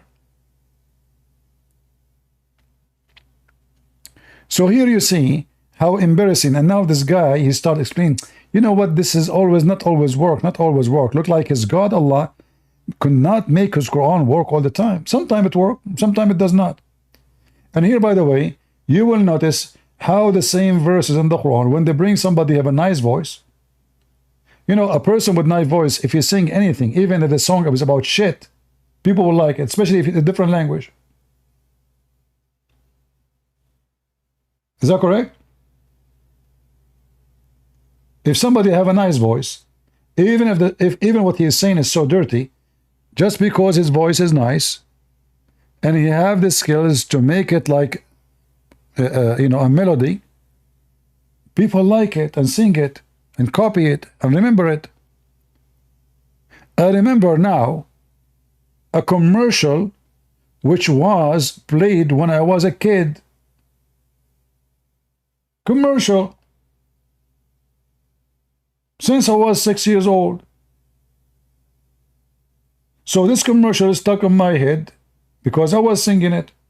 The music was nice, the word was nice, the voice was nice.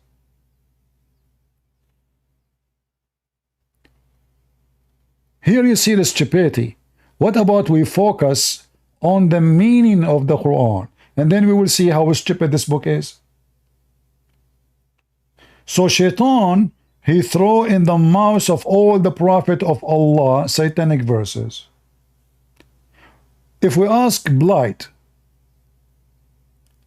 who is the one who caused this to happen? Is it Shaitan or Allah? Who is a Muslim can answer? Let us guess. Guys, who is the one who caused satanic verses to be thrown? Huh? Blight, he said Allah, of course.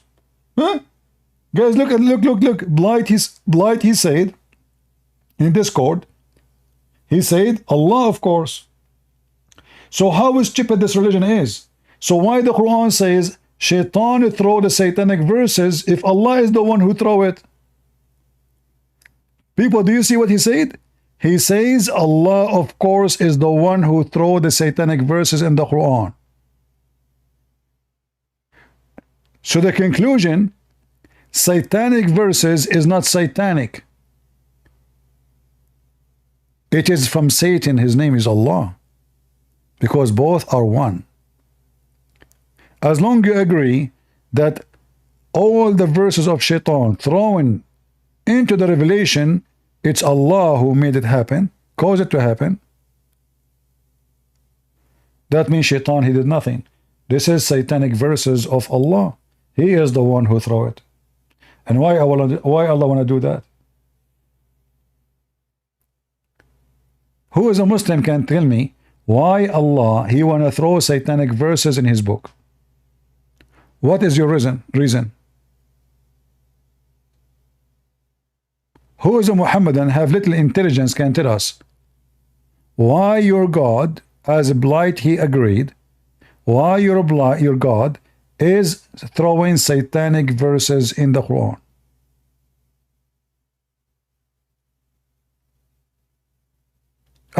Blight, he answered, he says, Allah, he do as he wish. Yeah, Allah, he do as he wish because it's Shaitan. You know, he have no ethic. Correct, guys? If you have no ethic, you do as you wish. If you have ethic, you don't do as you wish, because your wish will not go against your ethic. But when you have no ethic, your wish is unlimited. So Allah, he throws satanic verses in the Quran, and then he play. Look at the drama. It turned to be Shaitan. He did not do nothing. It was Allah. He throws satanic verses, and now Allah will take it off. It's like, you know, I shoot you and I will save you. I mean, why you save me? Why you shot me anyway? What is that? What a joke. And then they say to us that the book of Allah is preserved by Allah. No, it's not. You just agreed that Shaitan is Allah and Allah is Shaitan, and the one who is throwing satanic verses is Allah himself.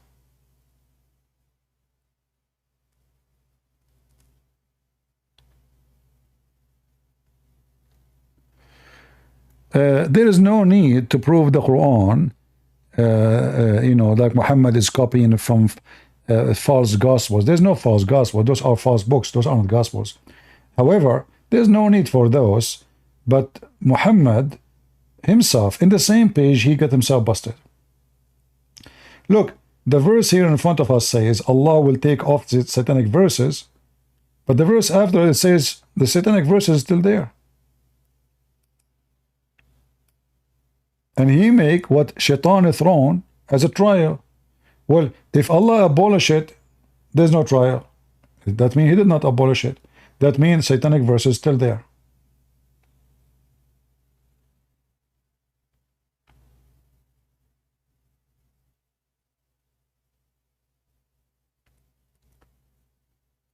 Guys, Blight, he said, after looking at many tafsir, he did not find one saying satanic verses. So when tafsir says, shaitan he gave Muhammad, and Quran says shaitan he throw in his recitation. Guys, read carefully. He throw in the revelation. Shaitan he throw in his revelation some falsehood. The Abdul, he says there's nowhere it says that. It's in front of you in the Quran. Shaitan he throw into his revelation. What? Revelation.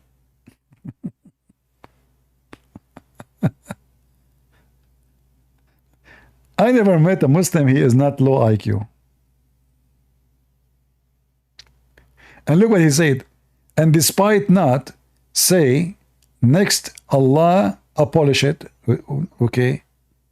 It's too late. What you are saying to me, that you have a daughter, she lost her virginity, and now Allah will stitch her vagina. Well, she is not a virgin no more. And the book of Allah is not a virgin no more. Shaitan, he have intercourse with the mouth of Muhammad. And he have his orgasm on the mouth of Muhammad. Satanic verses. And now your prophet, God, saying, he will wash the mouth of Muhammad from the Satan orgasm. Too late. Excuse my language. Just to make you understand how severe what we are talking about. When Shaitan was able to throw on the mouth of Muhammad, where was Allah? And how come Muhammad did not notice that Shaitan is on control?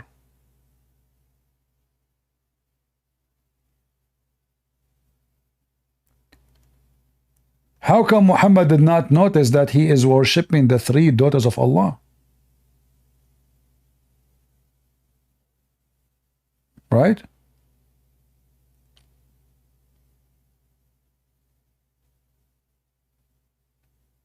He could not notice. As you see, few weeks after, the angel Gabriel, he came to him and he told him, I did not tell you those things, what you did, Muhammad.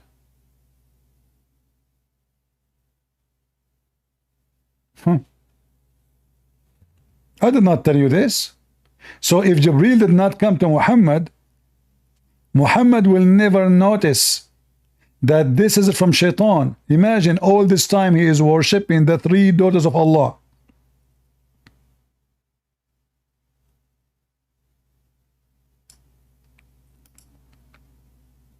And he did not notice.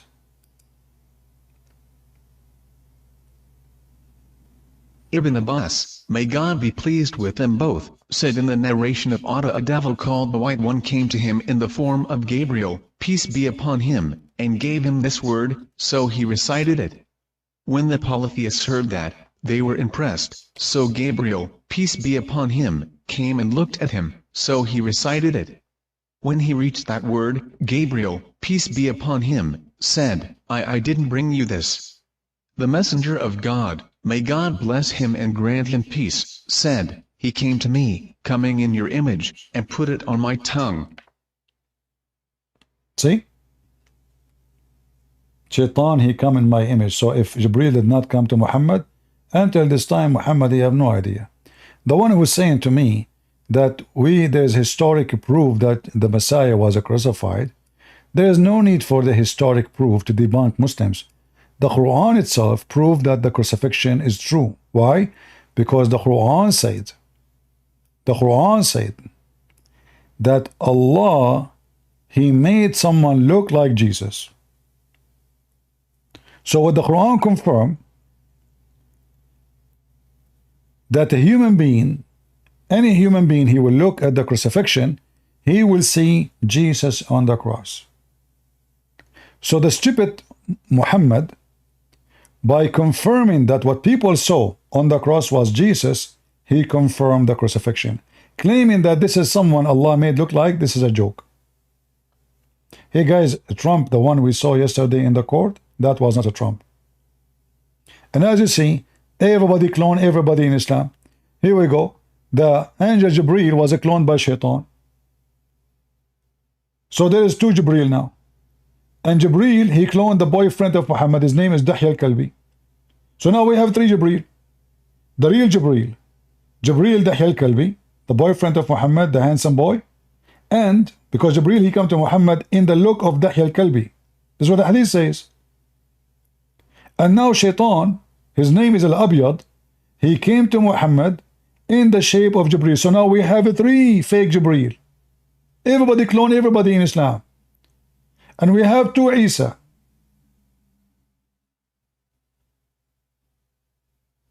Everybody clone everybody.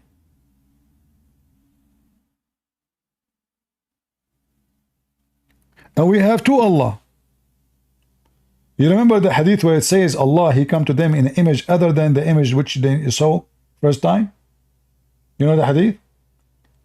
So we have two Allah. We have a three Jibreel. We have two Isa. Maybe Muhammad is not Muhammad. Maybe Muhammad is a clone. Maybe Allah himself is not Allah. This religion is based on Hindu belief. This is what the Hindu believe. You die, you come back. You clone, either you clone yourself again, you clone something else, you become a cockroach, or you become a cow, or you become a goat, or you become a bird. I don't know what Sadhguru will become.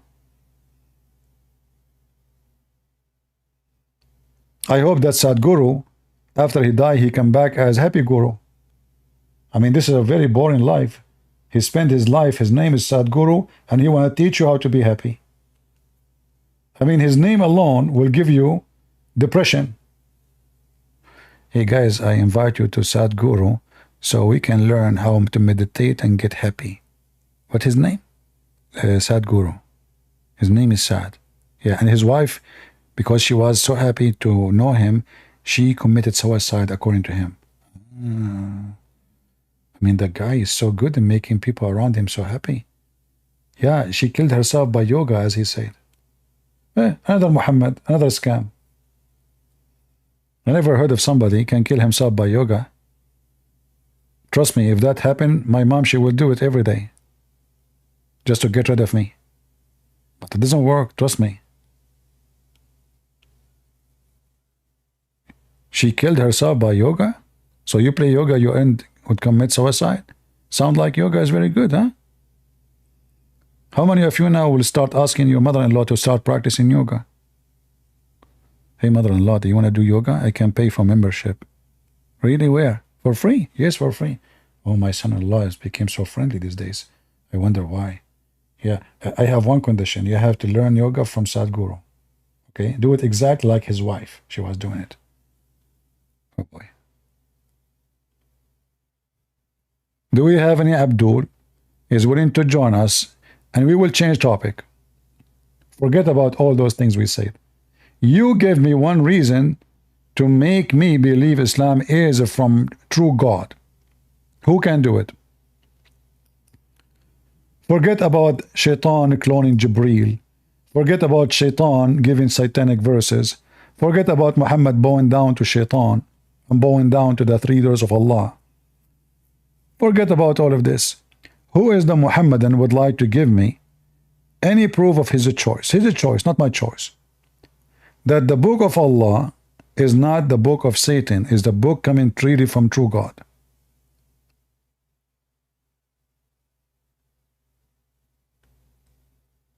All right?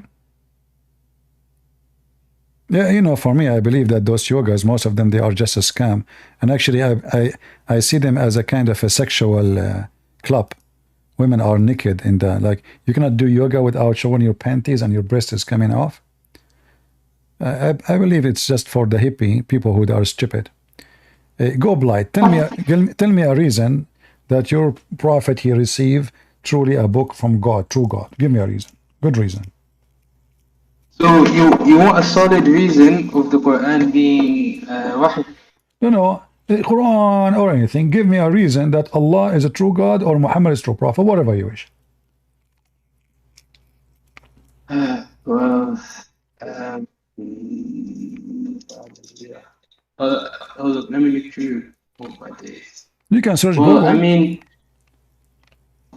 yeah, I mean, if you look at the, well, you know the Dome of the Rock in Jerusalem? The Dome of the It's a Rock in monument. Jerusalem? Uh-huh. You know of it? Yeah, what about it? Yeah, me, I see it as proof that the Quran stayed. It just more proof that the Quran has been unchanged for how many years is that? 1K years. I mean, my friend, we just showed you that the Quran was delivered by Shaitan, and now you are coming to me with the proof that the Quran has never changed. Let us say, for the sake of argument, Quran never changed. Hold on. For the sake of argument, Shaitan never changed. But are you saying to me that the Quran you have today, do you swear by Allah that the Quran you have today is never changed? Never changed. It's like the meaning and the wording. Well, never change. There's other meaning. I mean, there's when I say never change, never change. So never change or never change or change. It never changed the way it came from Allah. Yes, that's what we go with. So what is the first chapter your prophet here received from Allah? Where we can find this in the Quran? Is that chapter 96? Let me type that up. Huh? What chapter? Wait, let me type it up for you. What chapter is? The Muslims do not know. They don't know. They are learning from me. Chapter 96. Yeah, chapter 96. So you just said the Quran never changed. So if Allah gave Muhammad Quran number 1, and now Quran number 1 is Quran number 96. So who is the one who changed the location of the Quran? Well, actually, that's a good question. I won't lie. So yes, we know that Iqra came first, and there's other ones. Baqarah, parts of Baqarah, we know it came last, and all that. So there's a hadith. There's a lot of hadith on the topic, but I'll give a short one. So it was narrated by Ahmed, Abu Dawood, at-Tirmidhi. I'll skip the isnad. And it was basically like, what made you put Anfal next to Tawbah, and what made you put, and why did you not put Bismillahir Rahmanir Rahim at the start of Tawbah? This is part of the hadith. And then Uthman radiallahu anhu said, Muhammad sallallahu alayhi wasallam used to receive the revelation of surah with many verses. When they were revealed, he would call his scribes and tell them, put these verses in the surah where such and such is mentioned. Al-Anfal was one of the first surahs to reveal in Medina, and Al-Bara was one of the last parts of the Quran to be revealed. Its stories were similar to those mentioned in Al-Anfal, so it was taught to put it as part of it. The Messenger of Allah was taken, died while explaining whether it was indeed part of it, so they were put next to each other. And the line Bismillahir Rahmanir Rahim. So basically, the ordering of them was given to us by the Prophet Muhammad sallallahu alaihi wasallam. Is that an authentic hadith? No. It is. What rating? Its rating is Sahih. It's narrated by Ahmed. Either you say to me it's authentic or not. Is it authentic or not authentic? Sahih. So yes, it's authentic. It's authentic. So guys, take note. He said it's authentic. So Muhammad himself is the first one to change the word of Allah, because Muhammad have no right to change No. anything. Muhammad is just a warner. You just said everybody heard you. Everybody heard you. And I asked you, is that authentic? So now you have no excuse. You said, yes, it's authentic. So you are saying... Did I ever say the wording? I said he changed the plate. Look, in the hadith, it says, why was Tawbah put beside Al-Fal? And in the hadith, Muhammad he said they were put together because they had the same topics. So he did not change any part of the actual verses. He changed because when you take sentence out of their places as Allah gave it to him, that is a corruption. If I write a book and I made a sentence in page number 1, and then you take my sentence to page number 50, that is what corruption is about. Even your Quran confirmed that. The Quran says that those who change the words from their location is the one who doing corruption. Is that correct? See, the thing is that this is what do you call it? This is how Allah said that you should do it. No. You cannot say to me, this is how Allah you should do it, because if Allah he said this is how you do it, it should be in the Quran. Because remember, Muhammad received revelation either by something called Hadith Qudsi, which is a scam, or Quran. Neither of them, it says what you are saying. Can you show me where in the Quran it says that Allah told Muhammad to change location of verses? The Quran says the opposite. Those who change location of words from their location, you see the Muslim translation, they lie. They say they switch word or twist word from their context. It's a lie. The Quran saying يُحَرِّفُونَ الْكَلِمَ عَنْ مَوَاضِعِهِ, so they change the location of words from their places. In another way, they displace the words. Correct? So, okay, yes, but the thing is that, as I said the hadith, I said there are multiple. So there's another one by Al-Qadhi Abu Bakr. The order of the verses is something that is obligatory and binding. So listen, so now what you confirm to me, that you're a prophet, he did not leave the Quran as Allah gave it to him. He started playing with it. You said that, everybody heard you guys. Did he say the prophet told them to put this one here and that one there? You said that. And this, yes, and this hadith is telling you that Jibril told them where to put each verse. So that means Allah told him. If Jibril unless we want to listen. Yes. If Jibril told him to do that, Jibril had to receive verses from Allah. Because the Quran says, because this is contradiction. Allah says, the one who changed the words from their right places, he is a bad person. He is betraying God. So those people who change location, they are not good people. And now you are saying to me that Allah, why Allah want to do that? Are you saying to me Allah, when after he gave Muhammad the Quran, he found that he is wrong, and he decided to change the location of what he said?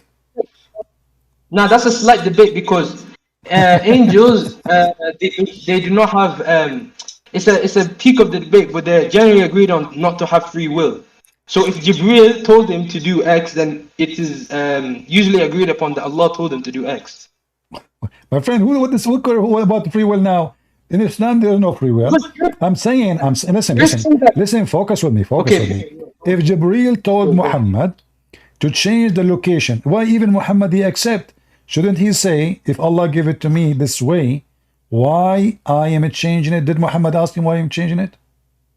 Okay, so we know that Jibril is the one, as we know from the first verse, who gave it to him. It came to Jibril. It was given to him from Jibril. So, and we know it's from Allah to Jibril to Muhammad. First of all, can you show me where the first verse it says that Jibril is the one who gave him what he gave him? Where it says Jibril, where the name Jibril appear? Where the name Jibril appear? So chapter 96, I don't see anywhere the name Jibril. Where is the name Jibril? Where is the name Jibril? There's no name. I think it's mentioned somewhere else. Is it true that the one who told him that this is Jibril, it was the cousin of Khadija, Waraq ibn Nawfal? No, It's because Prophet Muhammad sallallahu alaihi wasallam, he was physically there. Nobody told him. He was there and then he ran home. It's from his own. Okay, give me a proof that Jibreel told Muhammad, I'm Jibreel. Go ahead. Well, sure. Wait one sec.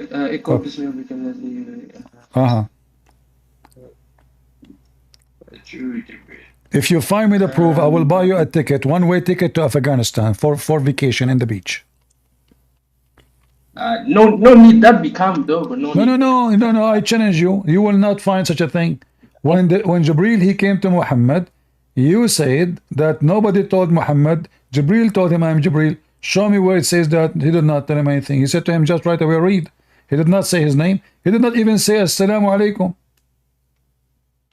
Yes, as you can see at the start of the verse. Why Jibreel did not say to Muhammad Assalamu alaikum, which means shalom to you? Why? Is that because he is the devil? No, simply because that's simply how Allah willed for him to start. So are you saying to me that this is how Allah delivered the Quran? So how come when the angel came to Mary, he said to her, peace unto you, Mary, shalom to you, Mary?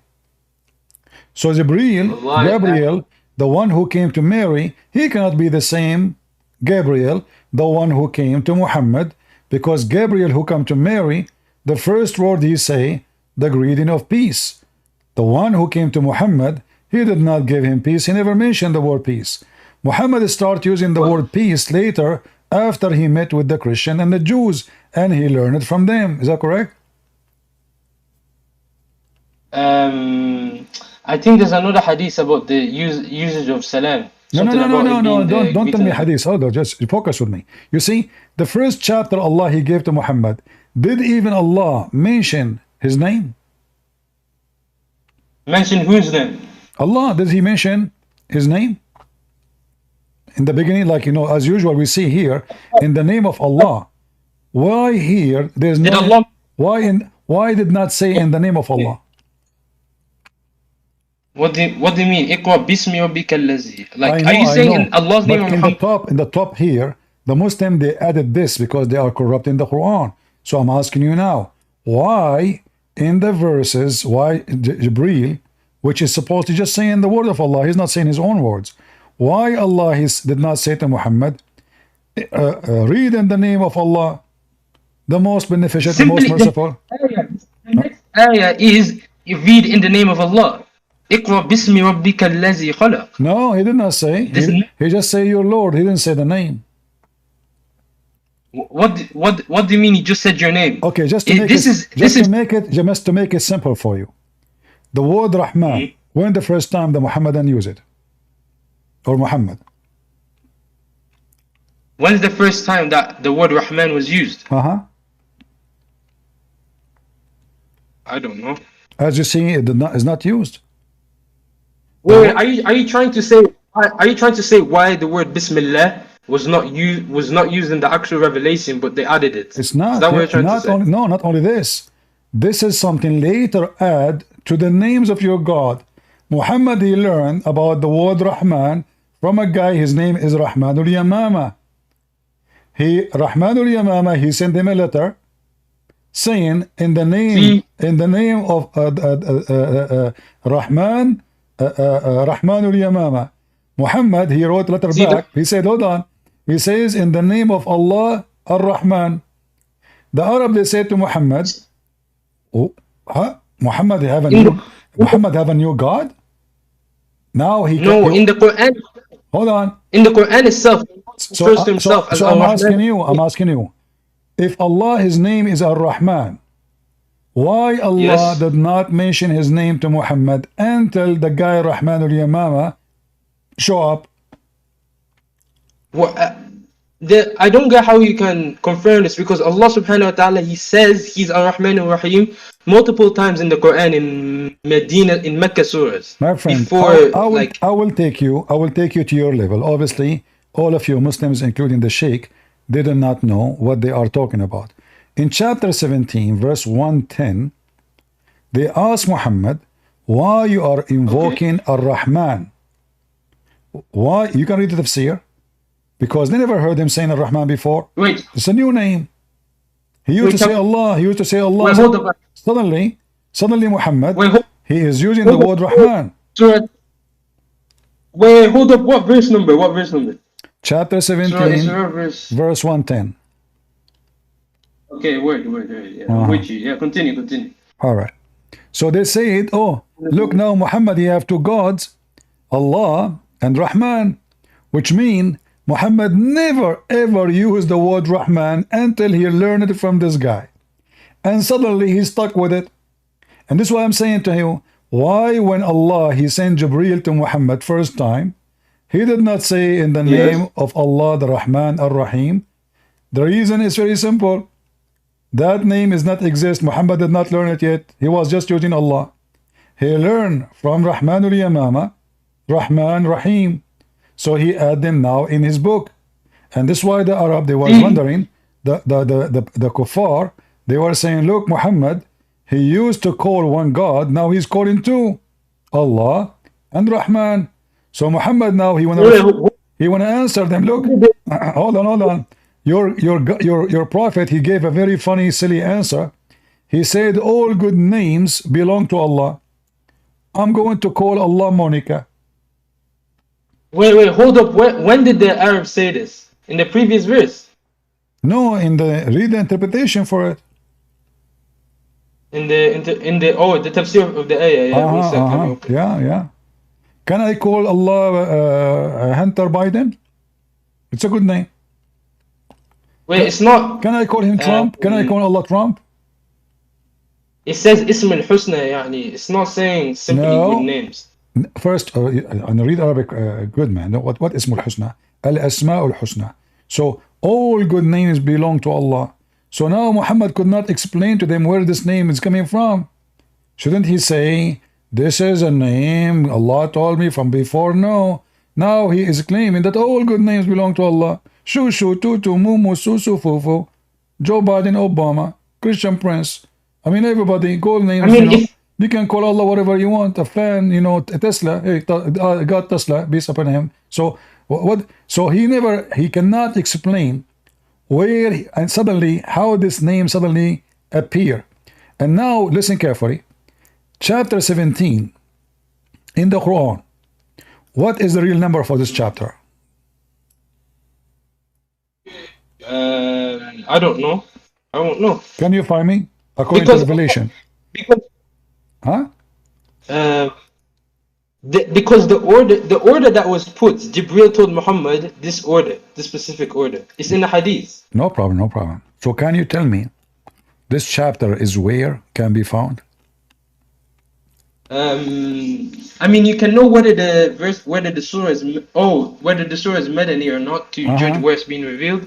Okay. So listen carefully. According to the books of the reason of Nuzul, or according to Revelation, this is a chapter number 50.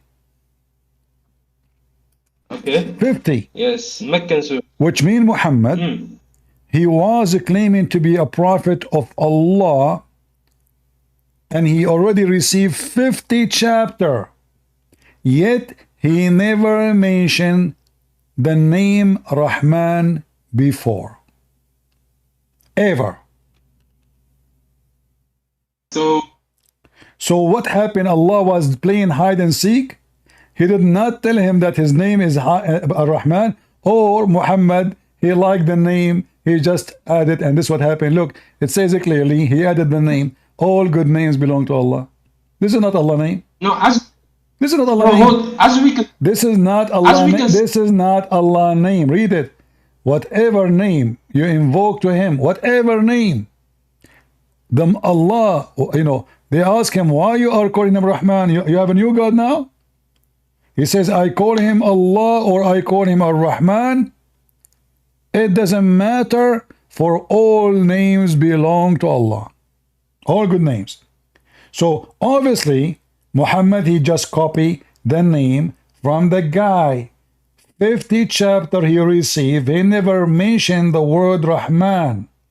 And then if you go in the Quran If you go in the Quran, just to show you that this book is book of corruption, chapter 17, verse number 1. I want you to focus with me. This is very tough for you.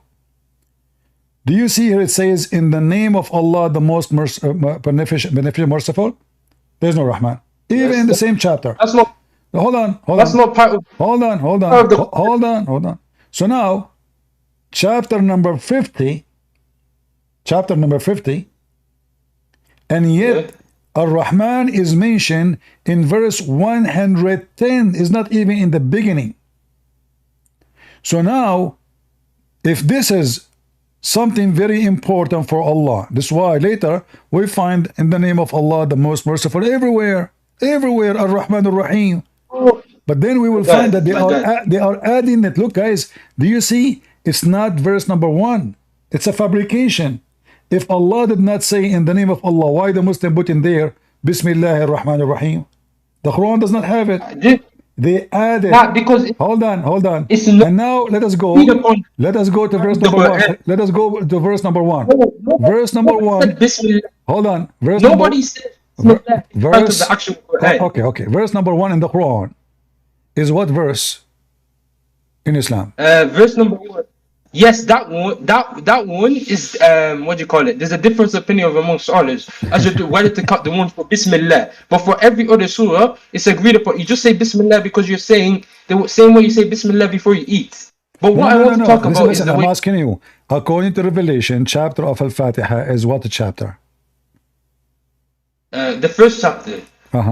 No, according to Revelation. I don't know again of the chapter. It says according to you, it's chapter number 5. According to you, to your scholars. According to your scholars, it's chapter number 5. Where are you getting that? Where are you getting this info from? Well, you can search right now any website. I know them by heart. Go to search Quran according to Revelation. Quran order according to Revelation. You will find it. Yeah. Okay. Did you find the website? Any website, open it. Muslim website, don't open the Christian website. They are kuffar. Okay, yeah, fair. I think I found. Okay. Wait. So does it say Al-Fatiha is number 5? Okay, fair. Yeah, it's going by Fatiha as number 5. All right. So guys, focus with me, and I want you to focus with me. We just killed your prophet. Look what happened. Guys, in chapter number 5, which is now number 1, does it say in the Quran, in verse number 1, in the name of Allah, Ar-Rahman Ar-Rahim? It says that. Ar-Rahman Ar-Rahim. But we just proved that the first time the word Ar-Rahman is used in chapter number 50, which is today 17. The scholars already agree. It's already a difference among scholars about whether Bismillah, that first Bismillah. What scholar, guys? Look at this. So are you saying to me the scholars? It's you who gave me the microphone, saying to me, "Okay, I will give you the reason. Quran never changed." It's you who mentioned the topic, and now you are saying to me, the Muslim scholar they differ if chapter of Al-Fatiha start with the name of Allah or not. But what we have now. There's more to this. Let me explain it to you. So basically the Sahaba themselves, they agreed upon that it must be written at the beginning of the surah, apart from Surah to Tawbah, yeah? But, mostly? You said what? Mostly agreed. You said mostly. No, I said, okay, the Sahaba, yeah, not the scholars. Sahaba, I mean companions. If the Sahaba is higher than the scholars, they are the companions. Okay, so now the companions of Muhammad, did they agree that Al-Fatiha start with the name of Allah Ar-Rahman Ar-Rahim or not? So the Sahabas agreed upon that every single surah starts with Bismillah except Tawbah. And the thing is that okay, hold on, guys. The Sahaba, they agree. Listen to this carefully. He just nailed his prophet. The Sahaba, the companion, they agree that every chapter in the Quran start with in the name of Allah Ar-Rahman Ar-Rahim. But we just showed you that the first time Muhammad, he mentioned the word Rahman, it was in chapter number 50, which is in the Quran today as 70. It's not part of the Quran. As you can see in Surah Al-Iqra itself, it says Bismillah, the top written, but it's not given a verse number. You simply agree. So you are saying, okay, no, hold on. Okay, in chapter of Al-Fatiha, okay, chapter of Al-Fatiha, is it verse number 1 or it's not? That is what I'm going to. So basically, the scholars they have a different opinion regarding this Fatiha only, because the rest are known. They're not actually verses. Quran, guys, I thought the Quran is a preserved word by word, perfect by perfect, and now the scholars, they disagree. They have different opinion if this verse is part of the chapter or not. Yes, my guy. As you can see, whether you have it or not, because Bismillah will be read, whether you have it or not. But the thing is, because in like Surah Al-Nam, happy, my friend. Who care about being happy or not? Focus with me, Abdul. Focus. Too much hashish. Listen, this is not about happy or sad. I feel sorry for you. You just said that you Muslims are not sure if this verse is part of this chapter or not. So somebody added. Because as you see, the first time Ar-Rahman appeared, it was a chapter number 50. So there's no way that in chapter number 50 it appeared first time, but we find it in chapter number 1. My boy. So, what was I trying to say? It's that, oh my days. Brother, I've lost my train of thought. Yeah, now continue. How old are you? Huh? How old are you? Does it really matter? Well, you don't call a sheikh because, according to Islam, it's better if you have 2 witnesses. So if one of them forgot, the other one will remind her. Of course, I don't have a man with me. You don't know any good sheikh? Like someone smarter, he can beat me? Okay. I don't have them as speeder, bro. You do not what? I don't understand what? I don't have them to call. No, you can call them. I don't have. No, you can call them. Why not? I mean, sheikhs, I like sheikh. Like this guy Al-Arifi, the one who making chapter of the apple. Call him, tell him this guy, he claimed to be a scholar. He think he know Islam. Get him busted. Look, he is demolishing Islam wherever we go.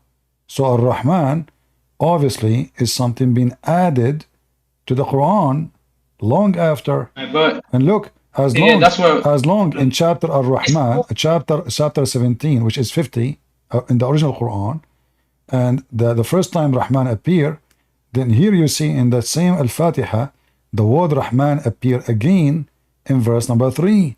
So now we have bigger problem because Rahman, Rahim appear twice in the chapter of Al-Fatiha, which means this verse and this verse is a fabrication, at least in one chapter, which is not even 7 verses.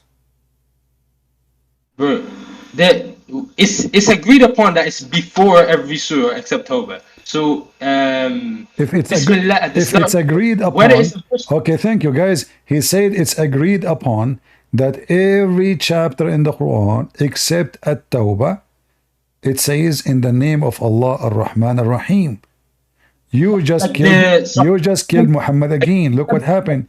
I just told you, and I can show you the reference. The first time Muhammad mentioned the word Rahman is in chapter number 50.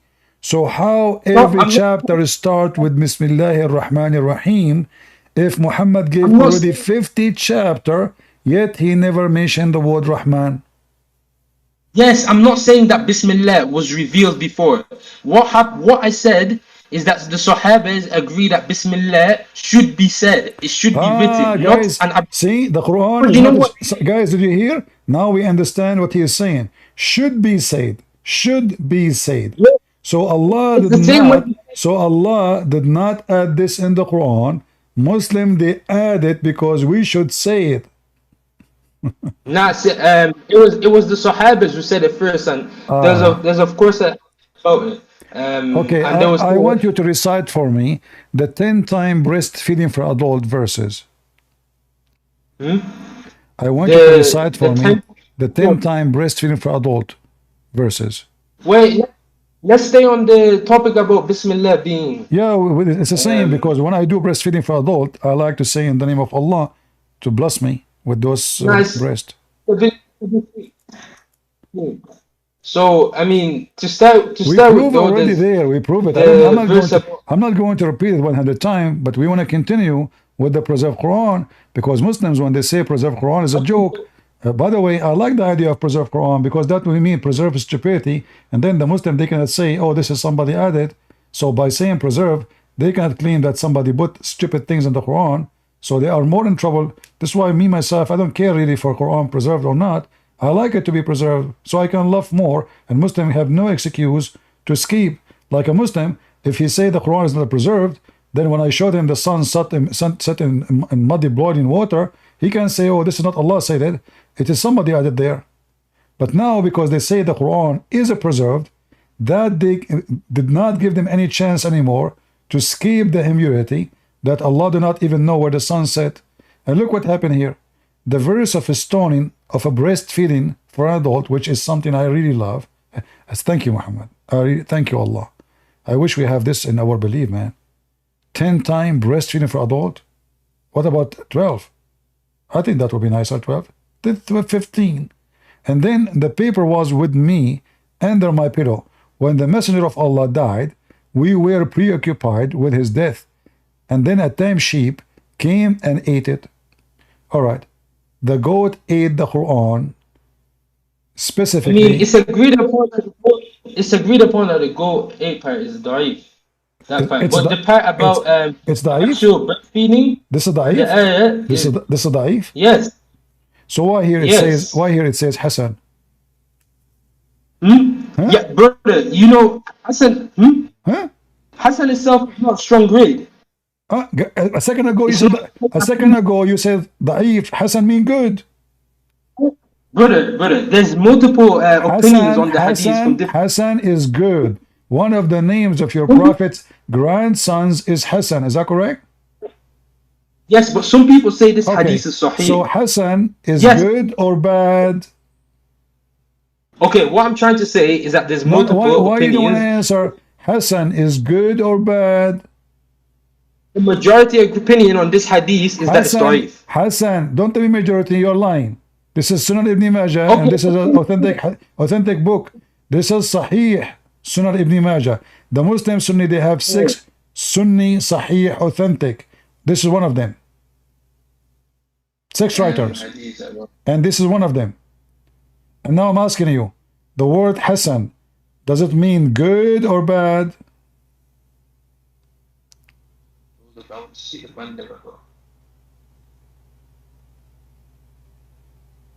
Why do you want to answer?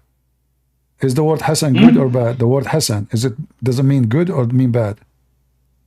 Hassan is it's strong enough that you can use it when you're in. The exact definition of it is for you can use it in. Is Hassan good or bad? Strong enough that you can use in. The word Hassan, is the word Hassan mean good or mean bad? But if in the tree, it's the second the word Hassan. Okay? The word Hassan, does it mean in Arabic good or mean bad? Bro, there's 3 ratings for hadith. The word Hassan, guys, you see, speaking to a goat is easier. He is scared to say it mean good because this is what Hassan means. The grandson of Muhammad, his name is Hassan, which means good. He don't want to say Hassan mean good. He want to explain. Don't explain. Because doesn't say it is good or it says it's bad. It says it's good. Brother, there's 3. Okay, Hassan is basically the middle. Da'if is the weakest, and Sahih is the strongest. Hassan is the middle. All right. Okay, hold on. Okay, so now, your prophet, did he receive 10-time breastfeeding for adult verses? Yes or no? The fact is, this hadith is not even strong enough to use. I'm not asking you about this hadith no more. I'm asking you, did your prophet receive 10-time breastfeeding for adult? Yes or no?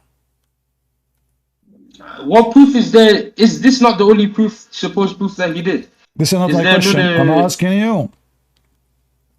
You see, I'm just being so patient with you. Hold on.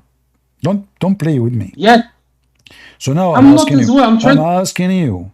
So now, did your prophet receive verses saying a man should do breastfeeding for adult from a woman, she is not his wife, 10 times? Either you say yes, he received such a thing, or you say never.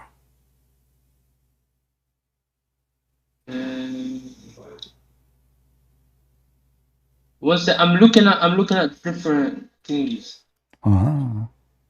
Okay, yeah. So the multiple versions of each version of this hadith, they all agree on that part, that verse did exist. That verse did exist, and it Thank was you very removed. much. So it is The- sahih. So now, where is the no, verse? no.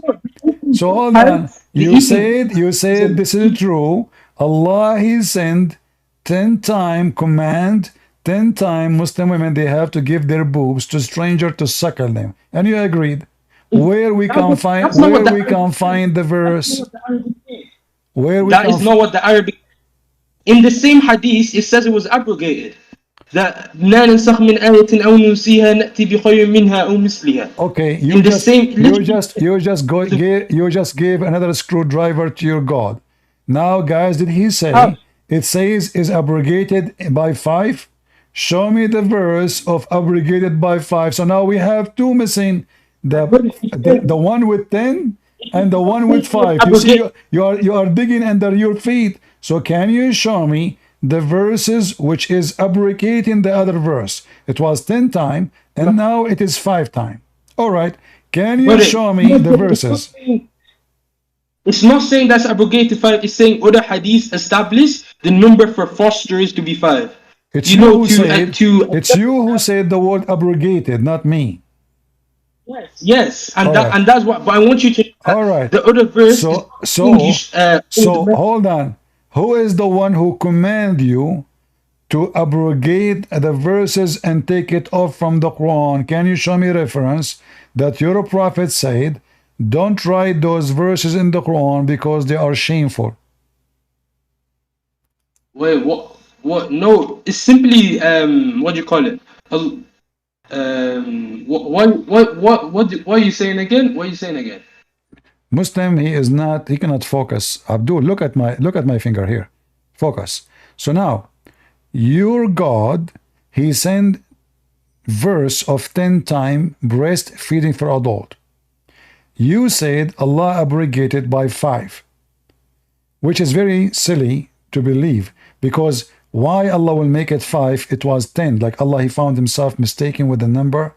10 is not necessarily to make it 5. Is that a joke? And what 5 can do and what 10 can do, and they have to be in different time. But this is another question. Allah, he abrogated the 10 by 5. Where is the 5 verse? And where is the command of abrogation to 5? Can you show it to me? In this, okay, so one thing I want to agree on, that you can see in the hadith, it says that the number is for fosterage to be 5. No, it's not saying for adult. No, this is not for fostery. What fostery? This is for adult, not for kid. It says it literally there. Okay, let's see in Arabic. Read it. Here we go. رضاعة الكبير رضاعة الكبير الكبير adult. And then look at what it's saying about it's not saying it in Arabic, but it says in the English. Because simply there's no such a thing. This is additional. Here, this part here in English is a note. This is not in the hadith. This is your funny, silly Muslim website. Adding stupid things is not part of the hadith. So now I'm asking you, 10 time adult breastfeeding. What is the verse? And you can literally see them explaining that it's for fosterage. Where is the verse? Okay, listen. They can add many explanations as they want. Do you have a proof that this verse is taken for a reason beside the goat ate it? The goat eating part is agreed upon to be da'if. That is, my friend, that's a lie, because simply If it's daif, why it says there it is Hasan? Because you know each hadith is there's not a single narration of a hadith. Multiple people, there will be multiple narrations of a hadith. So the hadith is said by multiple people on a Hassan rating, I mean Sahih rating, up to the goat eating part. Do you get where I'm going with this? No, I don't. You know, what I am saying, if Allah He sent such a chapter, and you confirm that chapter was there, who is the one behind deleting this chapter from the Quran? Allah subhanahu wa ta'ala says himself, مَا نَنْسَخْ مِنْ آيَةٍ أَوْ نُنْسِيهَا نَأْتِي بِخَيْرٍ مِنْهَا أَوْ مِثْلِهَا. So are you saying to me, okay, guys, translate what you said so people can laugh. مَا نَنْسَخْ, nothing is abrogated, مِنْ آيَةٍ, nothing is abrogated from the Quran. It's Surah Baqarah, wait, pull up the verse, Surah Baqarah verse, around the end of Juz 1. Wait, I'll pull it up myself. I have it in the screen. So now, Allah, He caused verses to be forgotten. Did your God Allah says He caused the Quran to be forgotten? That is not what it says. It says, it's an explanation in English for us. مَا نَنْسَخْ مِنْ آيَةٍ. No, the word to forget is not... it's not there? The word forgotten not there? No, I'm saying the English is explanation for us. No. It's basically saying that... I said to you, you see, you Muslim, now you're trying to find out, you are so scared. Does it say to cause you to forget, or not? Does it say cause you to forget or not? The ayah is saying Allah can remove the existence of a ruling of verse. It doesn't say cause it doesn't say cause you to forget. It doesn't say cause you to forget. It says, brother, that you can see them use the word to explain it better in English, man and stuff. Like what? Does it say the word forget? Does it say the word forget? Yes or no? No. Guys, doesn't say. I never met a Muslim is not a Abdul liar. Here we go. It's in front of you. So, and where in Arabic does it say forget? Man and sah. When this is the word, what's the word for forget again? It's in front of you, Abdul. In front of you. Potato. Nunsiha. Why every Muslim every Muslim is a potato? Nunsiha is to forget. It says nansakh. Oh, you talk about nunsiha. You see, I should kick you out from here a long time ago, but I'm being patient with you. You see how patient I am with you? I mean, you keep saying it's not there, and then I get you busted. You say it's not there, and I get you busted. So your God, He calls you to forget the Quran. But you call me and you say, you want to prove to me that the Quran never changed, when even your God saying He will make you forget the Quran. So now let's go back to zero. So the verses of breastfeeding for adult, did Allah cause you to forget? Did Allah cause you to forget the 10-time breastfeeding for adult? Brother, what I want you to understand, why I was saying about not forgetting is because He said... Don't explain. It's confirmed now. It's a confirm. It's in front of us. You cannot lie about it. So now, who is the one who made the verse of 10-time breastfeeding for adult disappear? Is it Allah or the goat? Allah or the goat? The goat part has been agreed upon to be da'if. But what I'm saying is that is false. In the website I showed you, it says Hassan. Secondly, as long you confirmed that the verse came. What is the verse? What I'm trying to say is that didn't you say Allah, yes, He sent 10-time breastfeeding for adult? You said that, correct? What I'm trying to say is don't try to say. Just give me the answer. You agree that Allah sent down 10-time breastfeeding for adult. Did you agree or not? Brother, the hadith, if we go back to square zero, the hadith Did you agree or not? The hadith is not even strong to begin with. I'm not talking about that hadith. I'm asking you, repeat what you said. Do you agree that Allah, He sent down a command for Muslim women to give her boobs 10 different times to adult? Yes or no? Brother, look. let's focus on the hadith is literally all the hadith says. I want you is, to say yes or no. Already you said yes, you forgot? You said yes, the scholars, they agree that Allah He sent verses of a breastfeeding for adult. You said that already. Yes, I'm trying to make sure I explain it as properly to you. No, So, I don't want you to yes, explain. I just confirm. So confirm what you said to me because before. So did Allah I need- send the breastfeeding for adult verses, yes or no? so yes, from multiple. Okay, yes, okay, hold on. Don't explain now. Yes. So now, as long you said yes, hold on. Now you can explain. Now you can explain. As long Allah He sent verses of 10-time breastfeeding for adult. Where is the verse? Does the same hadith not say it was abrogated? If it's abrogated, that means now we have two verses missing, not only one. Where is the one for 10? No. Where is the one for 10 and where is the one for 5? Brother, you can see to overrule. This is why I'm saying we should look at the tafsir of this. Why I'm Don't give saying I me need to explain tafsir this. because tafsir have to give reference who is the one who deleted those verses. Give me the reason. Where is the verses? You can read any tafsir you want. Who is the one who deleted? Who is the one who took those verses from the Quran? So now we have two problems instead of one. One verse was 10-time breastfeeding for adult. The second verse was 5-time for adult. Where we can find the 10 time? Where we can find the 10 and where we can find the 5? They are gone. Okay. Look, let me read out these hadiths. Okay, that hadith itself, it has part that is da'if and part that is sahih. One hadith that is sahih, Imam Malik says that among the revealed of the Quran, 10 definite breastfeedings are required to establish the relationship of mahram. Then that was abrogated and replaced with 5. Another from Yahya ibn Sa'id. It was revealed in the Quran that 10 breastfeedings are required to establish the relationship of mahram, then 5 are required. Another, so you can see where I'm going with this. There's no No. You are going nowhere because you are being an idiot.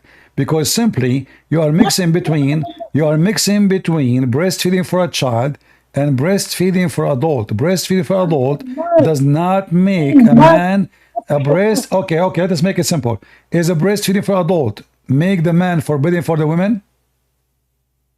Brother, what I'm saying here, I'm saying for a man, and this is what the hadith is saying. It's saying to be a mahram. No. It doesn't make you a muhram. It doesn't. No, brother, this is why I need to explain it. Okay? This is why I'm trying to explain it. No. You say to make you a muhram. It does not make you a muhram, which means the man still can have sex with the women, correct? Brother, this is why I'm saying you should let us explain. We should look at the tafsir. Anyway, the ayah in the Quran that's referring to this, the ayah that's referring to 5, I'm pretty sure it's وَالْوَالِدَاتُ يُرْضِعْنَ أَوْلَادَهُنَّ, or it's another one. I'm pretty sure it's وَالْوَالِدَاتُ يُرْضِعْنَ. So listen, make it simple for me. I want you to tell us what is the purpose of this breastfeeding for adult? For the mahram status, that is what is said in the hadith that are sahih that I have 4 of, okay? Not this one, the one about the goat eating. Anything that has the goat eating is, I'm reading this word for word, Muhammad ibn Ishaq. Why you never give me an answer, Frank? Why you want to give me a speech? Just give me the answer. What the purpose of this breastfeeding for adult? Does it make the man forbidden from the women to have sex with her? So if a woman, she gave her boobs to the guy, and he played with them and he sucked them 10 different days, is he still can marry her and have sex with her, or he cannot? Brother, this is why we need to look at the tafsir that explains better for both. You can look as much you want. Give me the answer. The hadith, okay, I'm trying to explain it to you as best as I can. Don't explain now. Give me the answer and then explain. So can the man still have sex with this woman after breastfeeding for adult? Yes or no? I cannot give you because I don't even know the complete fatwa on this. Because what the hadith is saying, is saying it was revealed in the... So now, what is according to your understanding, what is the logic of this 10-time breastfeeding adult? Why Allah giving your wife command so she can give her breast to the neighbor? What is the point? That's not what the hadith is saying. All the hadith say, it was revealed in the Quran, different wording, that the Quran ruling was 10 definite breastfeedings to establish the relationship of mahram. This is what all of them are saying. Then all of them say this was abrogated and replaced with 5. So For what the mahram. It's not purpose? saying, What is the purpose? So explain to the audience. Either your God is satanic, commanding Muslim women to cover their hair, but to show their boobs and suckle it. Like there's a guy in YouTube, his name is Muhammad Hijab, and there's a guy in YouTube, his name is Shamsi. Shamsi, he will suck the boobs of Muhammad Hijab wife, and this is lawful in Islam. But what is the purpose of this? What is the logic of this? It's saying that the ruling of those 10 breastfeedings to establish the relationship of mahram. No, It's it does to, not. like, No, it does you know not. what is really? No, it does not. Yes, that is a Okay, I lie. have- That okay. If you want to disagree okay, with you want disagree. do you want to get me busted? Do you want to get me busted? Here we go. This is your Islamic website, and this is the fatwa says that breastfeeding for adult 10 times does not make a muhram, does not make the man forbidden for the women to have sex with her. I'm not saying it's 10 either. I'm trying to explain to you. No, you said that it make him muhram. You lied. It doesn't. Brother, I'm trying to explain. I'm not saying that either. You said that already. Now you try to change what you said. You said that it's recorded in YouTube. So listen, this is the title. This is the title of the fatwa. The fatwa number 3901.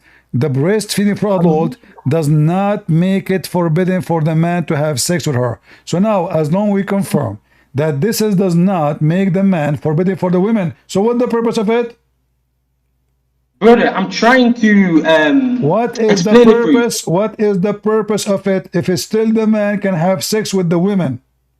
What is the purpose? What is the reason to command a Muslim woman to give her boobs to the neighbor 10 times? 10 different days. The hadith does not say this. The hadith says, and I'm saying again for the 3rd time, it was revealed in the Quran that 10 definite breastfeedings are required to establish the relationship of mahram. This can refer to the foster, false. It says, read carefully, you speak Arabic, you read Arabic. Does it say Arda'ul Kabir? Let's look at the tafsir. We are not talking about nursing a child. We are talking nursing a man. Sexual thing. So now the word hadith. Okay, you're looking at Hassan hadith. I'm looking at 5 Sahih hadith, and the wording used here is 10 definite breastfeedings. Okay, it's not saying 10. No, they are talking about. Okay, there is 2 kinds of breastfeeding in Islam. There's the one for the baby, a child, which is a normal thing everybody do, and the one we are talking about is about for giving the woman her breast to an adult. So now I'm talking. Okay, hold on. So are you saying your prophet did not command? Are you saying the Quran did not command Muslim women to give her breast to adult? What I'm trying to say is that we should look at what the hadith is saying. What you keep saying we should look. You look and give me the answer. Give me the answer. Did your prophet command? Did your prophet command Muslim women to give their boobs to adult men? Yes or no? The hadith, I'm not saying the hadith is saying breastfeeding. So can you say? So is it for adult or no? Is it for adult or no? It's not saying for adult. So the hadith. So it is. Is it? So I don't care. Tell me the answer. Tell me your belief. Do you believe that the hadith is speaking about giving the breast to an adult, or it doesn't never mention adult? This is not my belief, bro. We still need to look at the tafsir of the ayahs and try to understand it. Let me get you busted.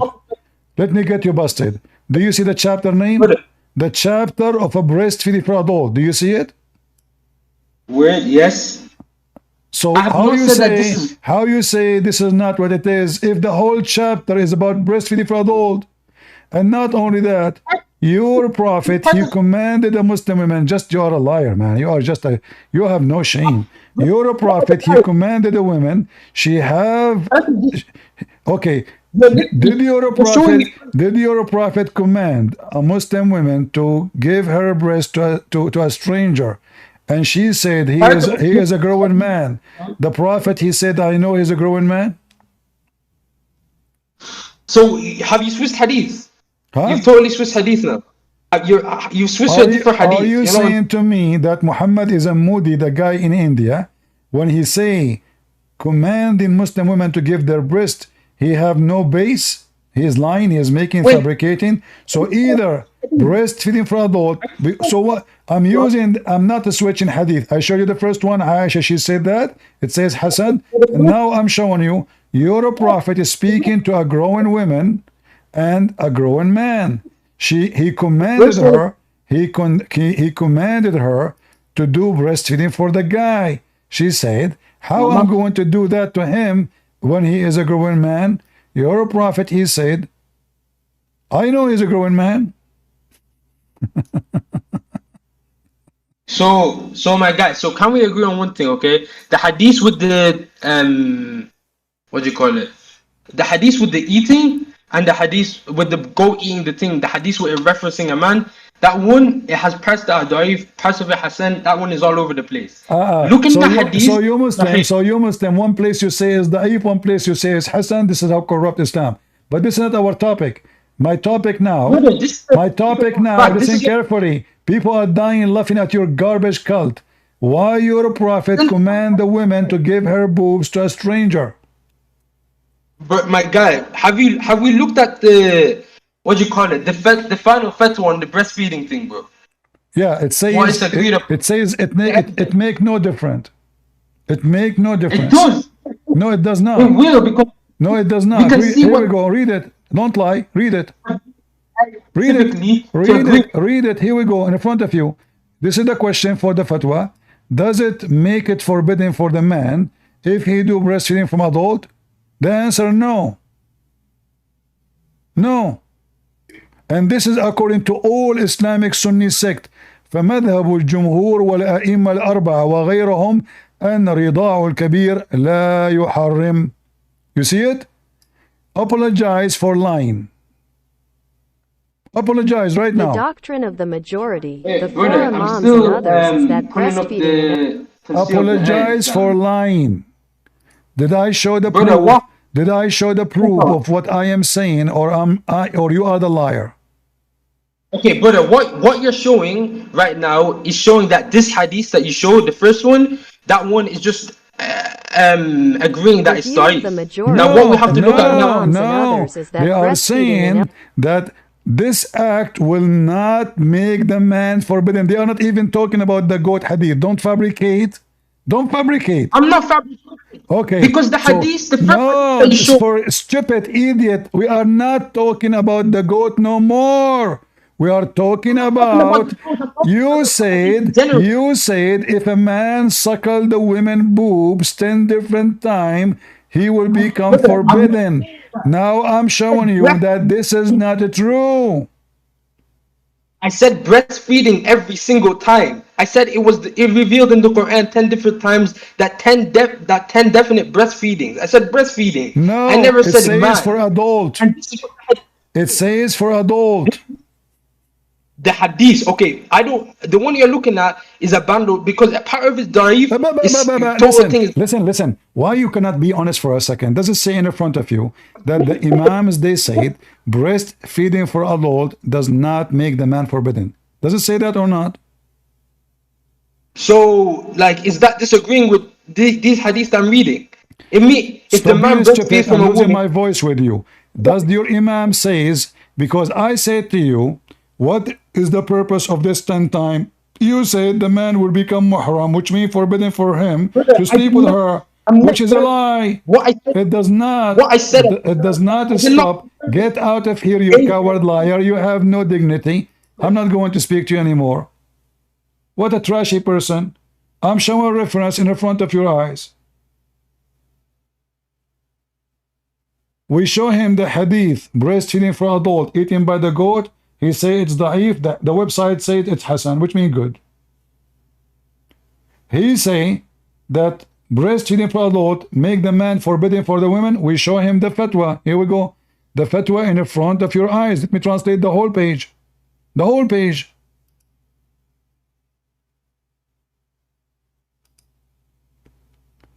And this is the title.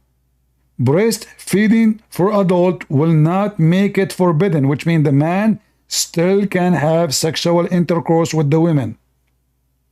This is the title. And here is the question. If an elder man, he breastfeeding a woman, does that make him forbidden for her? The answer, no. The doctrine of all the major four Islamic sects, Muslim Sunni, they have four scumbag sects. All of them, they agree that the breastfeeding for adult person will not make him forbidden for her. Aisha herself, she used to command her nieces to do breastfeeding for adult. The wives of the Prophet, they used to practice it. We show him the reference. We show him to read. We say, it's in front of you. Does it say that or not? He refused to read. Each time I say to him, does it say that in front of you? He don't want to read. You are a big fat liar. You said, yes, it make it forbidden. No. I'll let you post the link. Here we go. So everybody will see that every Muslim is a liar. When I say every Muslim is a liar, I am not exaggerating. Honestly, this is the truth. Be my witness. We are showing it in the screen. You can open now the page, use Google translation, the fatwa there. In fact, there is the same article in English, but you need to find it. The same article in English.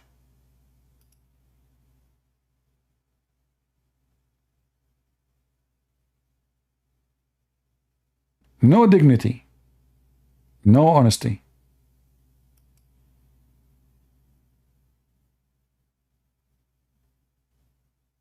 It is impossible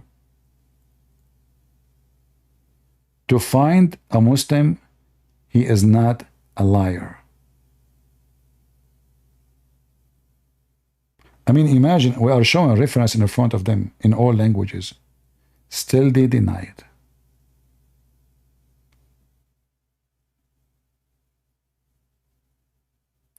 And Aisha, the wife of Muhammad, she was commanding her nieces to do it too. What a religion. The whole country, men is going to Muslim women houses sucking their boobs. But remember, those women, they are conservative. They cover their hair, but you can play with their boobs. That's amazing religion. A woman, she's, she go in the beach, she cover herself, she's wearing hijab, she look like a zombie in the beach. But then you go to her in the car, you say, can I suckle you? Oh, sure, mashallah. Which boob you want to start with? Huh? The reason he don't want to answer, I asked him 1,000 times. What is the purpose of this? He lied, he said, it make the person forbidden. This is how stupid this religion is. Therefore, if you forbid adoption, how breastfeeding will make you adopted by the women? Muslim, they forbid adoption. Do you see how stupid those people are? If you Muslim forbid adoption, how if a man suckle your wife boobs, did he become her son now? And then we show you here that all the scholars agree that this act will not forbidden you from having sex with this woman. So what's the point?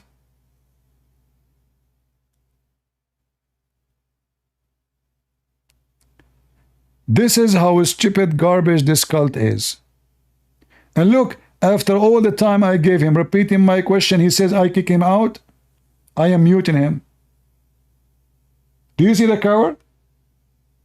I repeat the same question 1,000 times, losing my voice, and now he's complaining.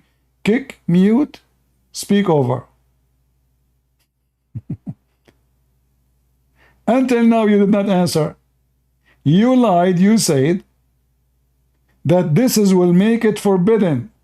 We got you busted. Your scholars say no, it doesn't. So if you want to come back, I will bring you. But you have to read what I'm showing you. Aisha, she command her nieces to do breastfeeding for adult. And you have to do it in 10 different times. You said that the hadith doesn't say it says 10 times, but doesn't say for adult. You are a big fat liar. The hadith says 10 different times for adult. 10.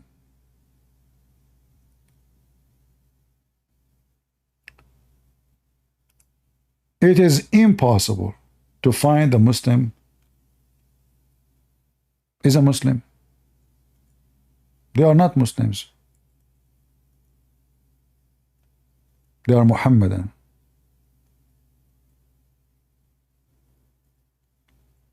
They are ashamed of their religion.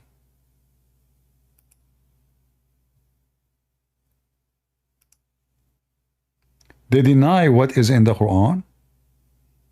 They deny what is in the Hadith.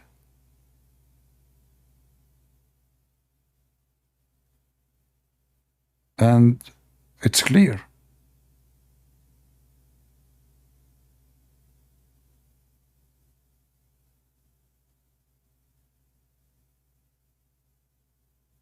And just to show you that the hadith I just showed, someone is adult, not stupid kid, he can say whatever he wants.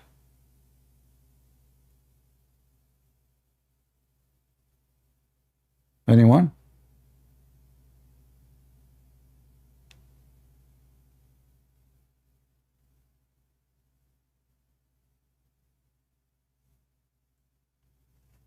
Any sheikh, big sheikh? Do we have Mufti Menk here?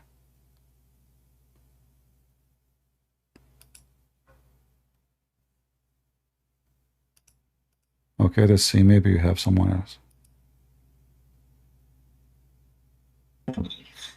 What's up, CP? How are you doing, my friend? Are you a Muslim? I'm not. Oh, so why you are here? Not religious. Well, you know, I found your channel shortly in November, December this year, and I've become a real fan. Really appreciate what you're doing.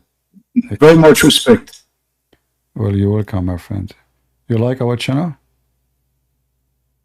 Very much. Yeah, I've never been real keen on religion. You know, my folks, they sent me to the Jewish schools here in the U.S., and I've got to tell you, you know, you see the crazies there at the protests. They're just like that in the schools too. Leftist craziness.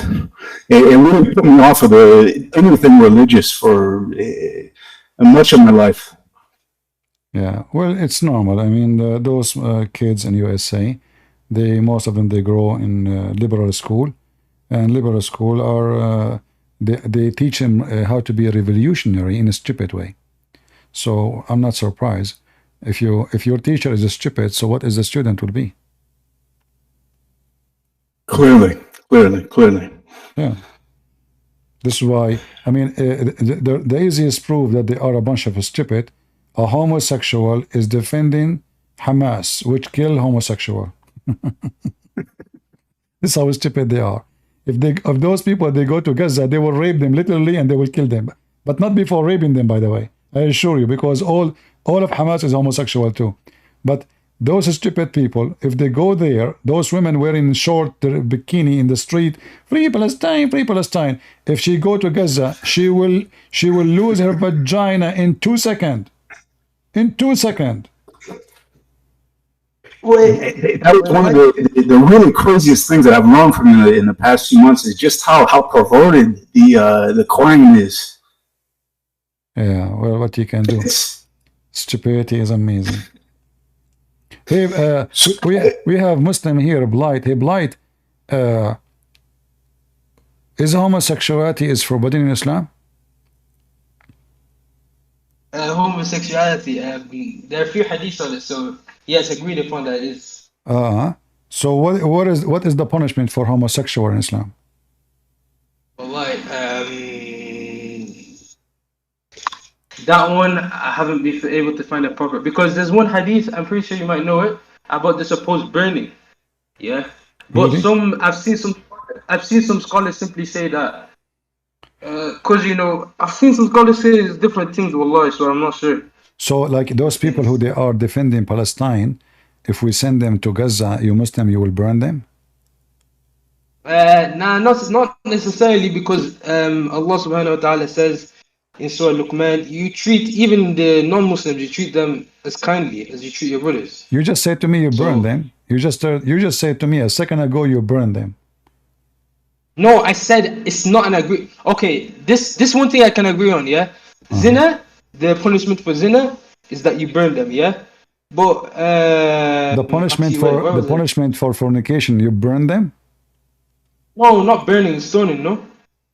What's wrong with you? You don't know the difference between burning and stoning? Is it burning or stoning? I said the either is fairly unacceptable in 2024, but what? You're confused. He is asking you, is it burning or stoning? Now, what I was trying to get with anyway is that Allah subhanahu wa ta'ala says you should live calmly with even the non-believers. So if they came to Gaza, going out of your way to burn them, I don't think that is in line with Islam. Because shirk is a worse sin than... Your God in the Quran, he said, treat the homosexual kindly. See, in Islam, we agree that shirk is worse than... Shirk is the worst sin you can do in Islam. Exactly. That's agreed upon. So who is worse? Yes, so... who is worse in Islam? Two men having sex together and believe in Allah, or a man who never had sex even with the women and he don't believe in Allah? Who is the worst according to you? The man who never had sex, correct?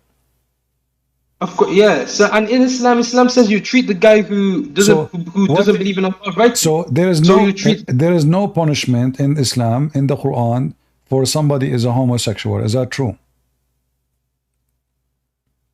See, I know verses that people have used to reference. So I heard. So a few months ago, it says beaten with sandals. Come on now. Yeah, but I heard that, I don't know if this is true. I heard, because I don't know much about Islam, I'm learning. I heard that if someone he is a gay, you beat him with the sandal. Okay. Is that true? I've heard that as well, brother. In Islam, we can agree upon that somebody who leaves Islam, apostate is... Why you never answer any question? I ask you about hummus, you answer me about falafel. Did I ask you about somebody leaving Islam? What's wrong with you? Each time you do that to me, I'm asking you. Is it, I heard, focus with me, Abdul, focus. I heard that if somebody is a homosexual and he found doing the act, you have to spank him with the sandal. True or false? I've heard that as well. I'm not saying it's backed by the Quran. So how come in the Old Testament it says the punishment for such a thing is death, but in Islam, this is Moses, but in Islam, the punishment is spanking the guy over his butt with sandal. He will get more horny. He's a gay. Are you really punishing the guy or having sex with the guy? Well, I don't know the proper... Here, I'll check up even now. Okay, hold on. Can you, in Islam, in Christianity, we hear some, false Christians, they say, you can be a Christian going to church and you are homosexual, which is not true. But in Islam, is it true that you can be an imam and you are a homosexual? Allah, I have no right to judge. My understanding of Islam... You have what? I have no right to judge is what I'm saying, but my understanding of Islam is that somebody, it'd be like having a killer as a president, it's not a good example. Is it understanding or misunderstanding? Because there's a lot you seem to know. What? He asks questions, you don't answer them. So is it that you don't know, or you misunderstand, or what is it? Why are you unable to answer the questions? No, I'm trying to be as unbiased as possible. He said it's can a homosexual be an imam, and the fact is I've got no right to judge, and my understanding is that is be like putting a killer as a president, Okay, I will make it simple for you. Was your prophet homosexual? No, of course. So why he used to put eyeliner 3 times a day? Eyeliner? Yes. Oh, hole. Yes, that does not translate directly to eyeliner, you know? It's the It's same way men of then. what? It's not khol and eyeliner will be like both men and women used to wear khol. So it's not something like there's a verse that says men who imitate women. So All right. he's not imitating by wearing khol. Oh, The he's same not. way Okay. yes, Okay. like the same way So you get me. So I heard that people they use eyeliner for medicine. Your prophet was sick, or he used it for to be pretty. I'm pretty sure you just use it for actually I'm not wait, where did you get Come on now. I don't know is an acceptable answer. You're speculating. He never has an answer for anything. Okay, forget about this. Is it true that your prophet? No. Is it true that your prophet? Is it true your prophet he never received Quran except in the clothing of Aisha, which means he wear women clothes, and then Allah sent him Quran? I mean, we already know Surah Al-Iqra, he did not wear Aisha's clothes. We know Surah Al-Tawbah, what he was wearing? What he was wearing? It was in I'm not sure if it says his clothes, but it said he ran home and then Khadija covered him and he was like, cover me. So and you agree? So you agree that your prophet he wear women clothing and he received Quran? No. Look, I know the hadith you're referencing, but the hadith, it does not say he wore Aisha's clothes because see the thing about Islam is that intention matters a lot. Okay, what is the word? What is the word thawb? What is the word thawb mean? Yes, the word. You know yourself, the word thawb can refer to. Okay, there's three narrations of the hadith. Don't tell me you know. Don't tell me you know. I'm asking you what the word thawb mean. Give me the answer. Thawb. Yeah. Okay, but there's three narrations of the hadith. Oh boy, my friend, what's wrong with you? What is the word thawb mean? You see how much patience I need? What is the word thawb mean? Thawb. Don't tell me the three. I'm not asking you the 3 narration, 5 narration. The word thawb. What the word thawb mean? The fact is, there's 3 narrations of the hadith, and not all of them use the word thawb. One uses the word for towel. One uses the word for, I think it was mata or matal, something like. Okay. So you are saying nobody used the word thawb. So what the word thawb mean? Oh no! One of the narrations uses the word thawb. Okay. But the fact is, so what the word thawb mean? My brother, what I'm trying to get through is that what is the word thawb mean? Okay, look, brother. What is the word thawb mean? Why you don't want to tell? So word thawb mean dress. Do we agree? Do we agree? Dress. No. Because you know in Arabic, a jilbab can refer to thawb. You know, jeans can refer to thawb. In Arabic, thawb is a vague word. That's why I'm saying the previous hadith. Because one says towel, one says something like I think it was scarf, and then one says soap. So you can either see as he was wearing let us examine the story together, me and you, because you are the smartest between all the girls in the house. So now, when Muhammad he said, I never received Quran except in the thawb of Aisha, what he meant? No, wait, pull up the actual hadith, because I know there's multiple versions. Pull up the one we're looking at, because I know one of them says, I know there's 3 versions, Shah. One of them says towel, one of them says something else, and then one of them says thawb. I just quoted this one. Okay, explain to me this one I just gave you. Open it like I never received Quran except in the thawb of Aisha. Explain the hadith for me. Go ahead. Brother, drop the hadith in chat or something. I forget its name. But we know in Arabic, thawb does not refer to dress. I thawb just can told mean you anything. what the hadith says. Tell me now, what is the meaning of that? I never received Quran except in the thawb of Aisha. You translate, no problem. What that mean? No. Wait 1 second. Somebody dropped the hadith name, I think. Sunan Abi Dawood 53. It seems to be a recurring theme whereby anything, whatever it means at the moment, and then it means something else the next moment, whatever is convenient. I'm saying, oh, they dropped the wrong hadith. But I'm saying that, what do you call it?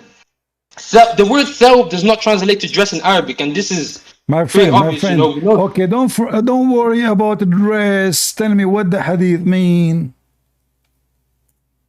I never received Quran except in the thawb. I did not say thawb mean a dress yet. I did not say that. I'm saying what that mean. Muhammad said, I never received Quran except in the thawb of Aisha. What does that mean? This is why I'm trying to bring the hadith, because there might have been more said I just told you the hadith. I just told you the hadith. It's one sentence. So what that means? I know that, no, the hadith is very long. The hadith is long a bit. I know there's more to it. Oh, the hadith is long, really? Yeah, I know it's at least like 5 lines in Arabic. When I was looking at Arabic, it's not simply one line. Okay. And Pete, how many times have you read the various Islamic texts? Hmm. I'm pretty sure it's Sahih though. I'm pretty sure it is Sahih. So? Tens, hundreds. The chain was probably the longer part. But what I'm trying to get to, some man them has probably explained the meaning of him wearing the dress of Aisha. Me personally, I don't understand that, because we know when he first revealed the Quran.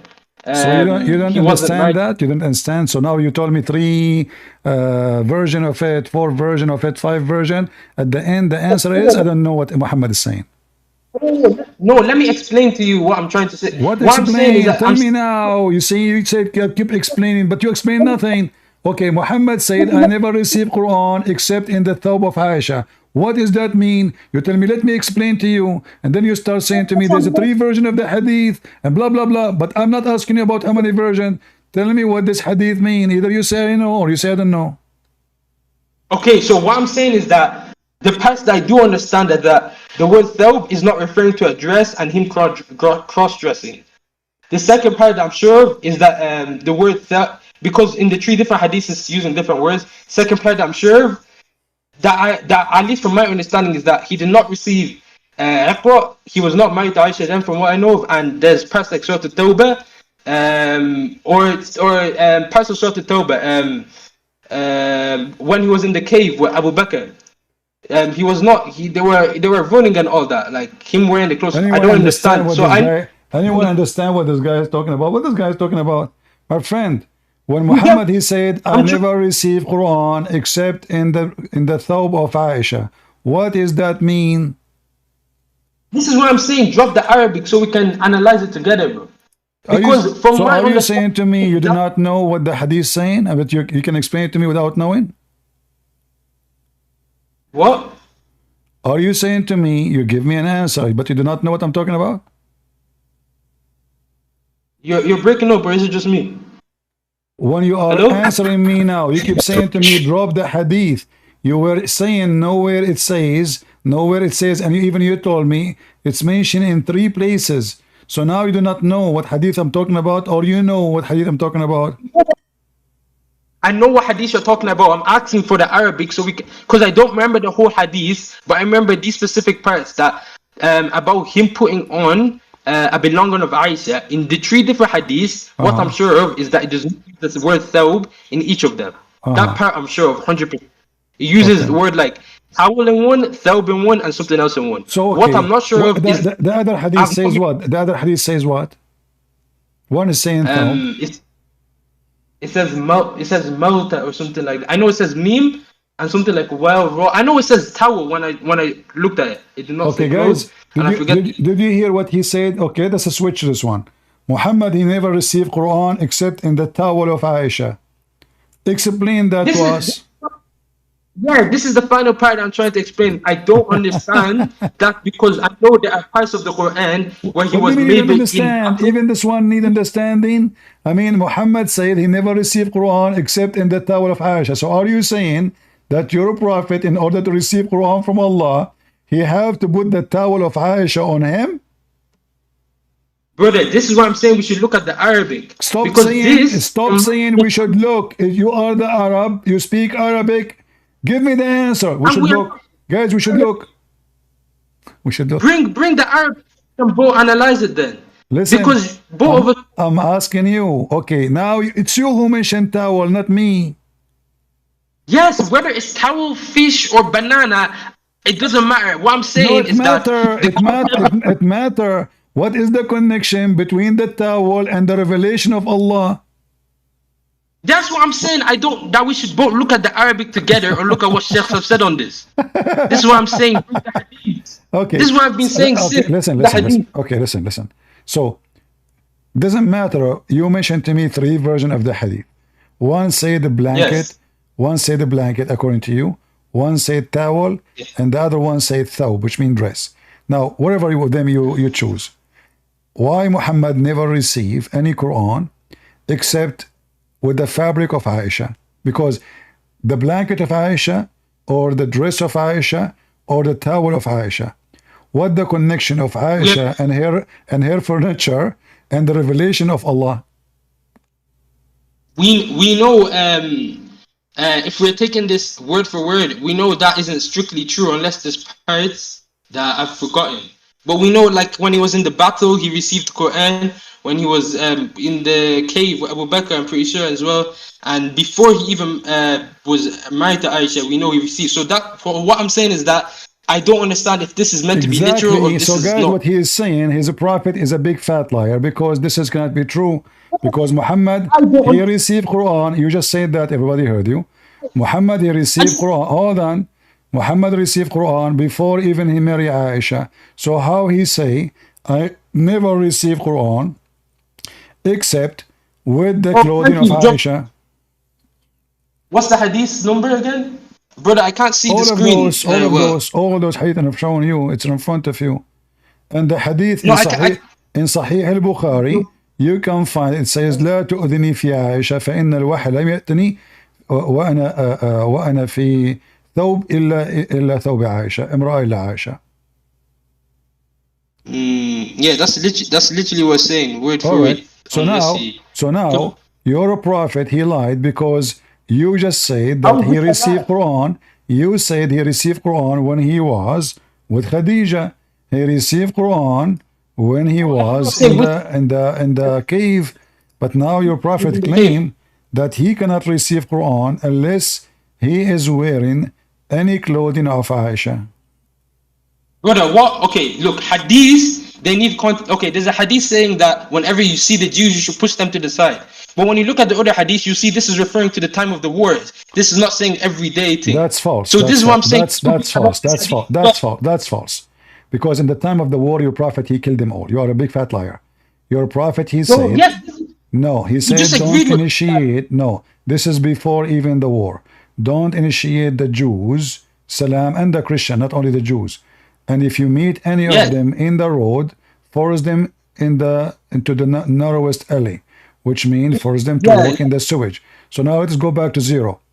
You're a prophet. Did he receive Quran? Did he receive Quran when he was in the house of Khadija? The answer, yes.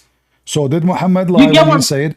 Did Muhammad lie when he said he never received Quran except in the clothing of Aisha? What I'm saying is that even hadith need context. The first hadith I stated, when you think it's an everyday thing, but then when you look at the other hadith, there is no need for context no more, because he said never receive. So it's not connected no more. And here we go. This is the hadith in front of you. It says في ثوب امرأة لا تؤذني في عائشة فإن الوحي لم يأتني وأنا في ثوب امرأة إلا عائشة.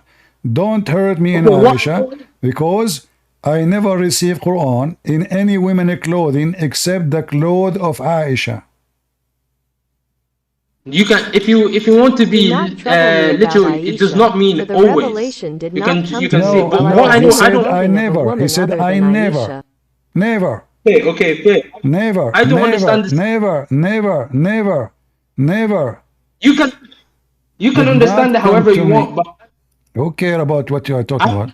Abdul, let's just get out of here. You say, I try to be nice to you as much as I can, and you say to me you can understand as you want. Your prophet says, I did not receive any revelation except in the clothes of Aisha. You say to me, you can understand whatever you want. I did not receive any. Guys, isn't it clear? I did not receive any revelation except in the clothes of Aisha. Your prophet was a homosexual, like Joe Biden. And there's a connection between his wife panty and the revelation of Allah. And if you want to say to me blanket is even more stupid, So now Muhammad, Allah will not talk to him unless he put a blanket of Aisha on him. Why? The holy blanket of Aisha. And then so is clothing or it's blanket or what? You know, it's true. It's true. There's other hadith. It's used the word lihaf. This is true. Here it says thawb. Here it says thawb. Thawb in Arabic mean dress. So it doesn't matter really. Thawb, blanket. He said towel. He can say whatever he wants. But this is showing us that Muhammad is a mentally ill person and he's a liar because he received Quran when he was with Khadijah. A lot of Quran he received until Khadijah she died, because Muhammad never married any women until Khadijah died. She is the big boss, she is the rich, she will kick him out. She died, he start using her money to have sex with everybody. So now Muhammad, when he say I never received Quran except in the clothing of Aisha, as you see in this Sahih Bukhari here, hadith number 2581, that proves that Muhammad is a fraud, because Muhammad supposedly he received Quran when he was in a trip. He received Quran when he was in Ethiopia. He received Quran when he was in the mountain. He received Quran when he was in the house of Khadijah. Here, he never received any Quran except in the clothing of Aisha.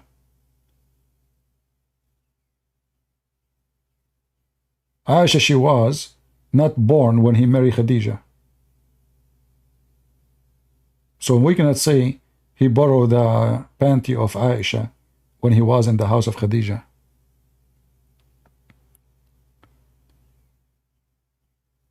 Another perverted tale to add to the collection, huh? Yeah, and you know, the towel of Aisha, the holy towel of Aisha. You know? And I noticed, by the way, like me myself, like when I wrote my books, I could not write my book wearing my shoes. I took my neighbor's shoes. I put them, revelation come. Right away. Inspiration come from every place. I put my shoes on, I cannot write anything. Why? I don't know. There is something fishy, you know. So Muhammad, obviously he have the same issue like me. He have to have the book of the clothes of Aisha, so he can do so. There is something very strong, you know. Yeah, true story, you know. The thawb of Aisha, the clothes of Aisha. What a homosexual, you know. All of them they are gays. If you type the word mukhannath here in the hadith, search, which mean homosexual or feminine. The greetings, hugging, the kissing is a bit bizarre. Every house in Mecca, if you read my book, Season Allah, you will see that all of them, including Muhammad, they have homosexual living with them in their houses. So look, Muhammad, he commanded the companion to kick all the homosexual from their houses. He told Umar to kick the homosexual from his house, and he kicked the homosexual from his house. Every house in Mecca have a homosexual, including the house of Muhammad. This is the hadith here, and this is a homosexual offering another homosexual for sex to the sister or to the brother of the wife of Muhammad. The effeminate man said to Salama, brother, Abu Abdullah, if Allah should make you corner Taif tomorrow, I recommend you to take the daughter of this daughter here is not a daughter. This is a gay. He's talking about the homosexual. She is so fat, all right, but he's talking about a gay. She shows 4 folds of a flesh when she is facing you, and 8 when she turn her back. Now, this is very hard to explain, excuse me, it is so sexual, but this guy is telling the brother of the wife of the Prophet, tomorrow you will attack that Taif, and if you conquer, guess what? We should reward you and sleep with this guy, who is, they call him she. So that's the other element of the quote unquote religion that's really bizarre. It's so much of it is about conquering and the and jihad and all the rest of it. You know, I've heard a lot of speakers reference the religion now as rather than Islam, jihadism. Yeah. Well, there is a group of Muslim men. They come to the caliphate and they say to him, "We are tempted by a gay. He is our imam." The caliphate, he says, will follow him and do the good deed of a prayer. So here you ask yourself, if the Muslims are not a bunch of gays, why and how in the world they are being tempted by a guy who bent down in front of them, unless they are gays? Right? If I say to you, I am tempted by this guy, that means I'm thinking about him sexually. This is the Muslims. Let us see if we have a Muslim. If they're following, clearly rational people, if somebody were to say that, would rational men would go the other way, but they follow him instead. Yeah. Well, this is a very funny religion. Harami, how are you doing, Harami? You are Harami? Christian friends, how are you doing? I'm fine. Are you a Muslim? No, not really. I left religion a few years ago. You left what? Islam. You left Islam a few years ago? Why you left Islam? Because I found something so disgusting and untrue about Islam that I just couldn't accept it. What you found disgusting? Such as the marriage at 6 and the consummation at 9.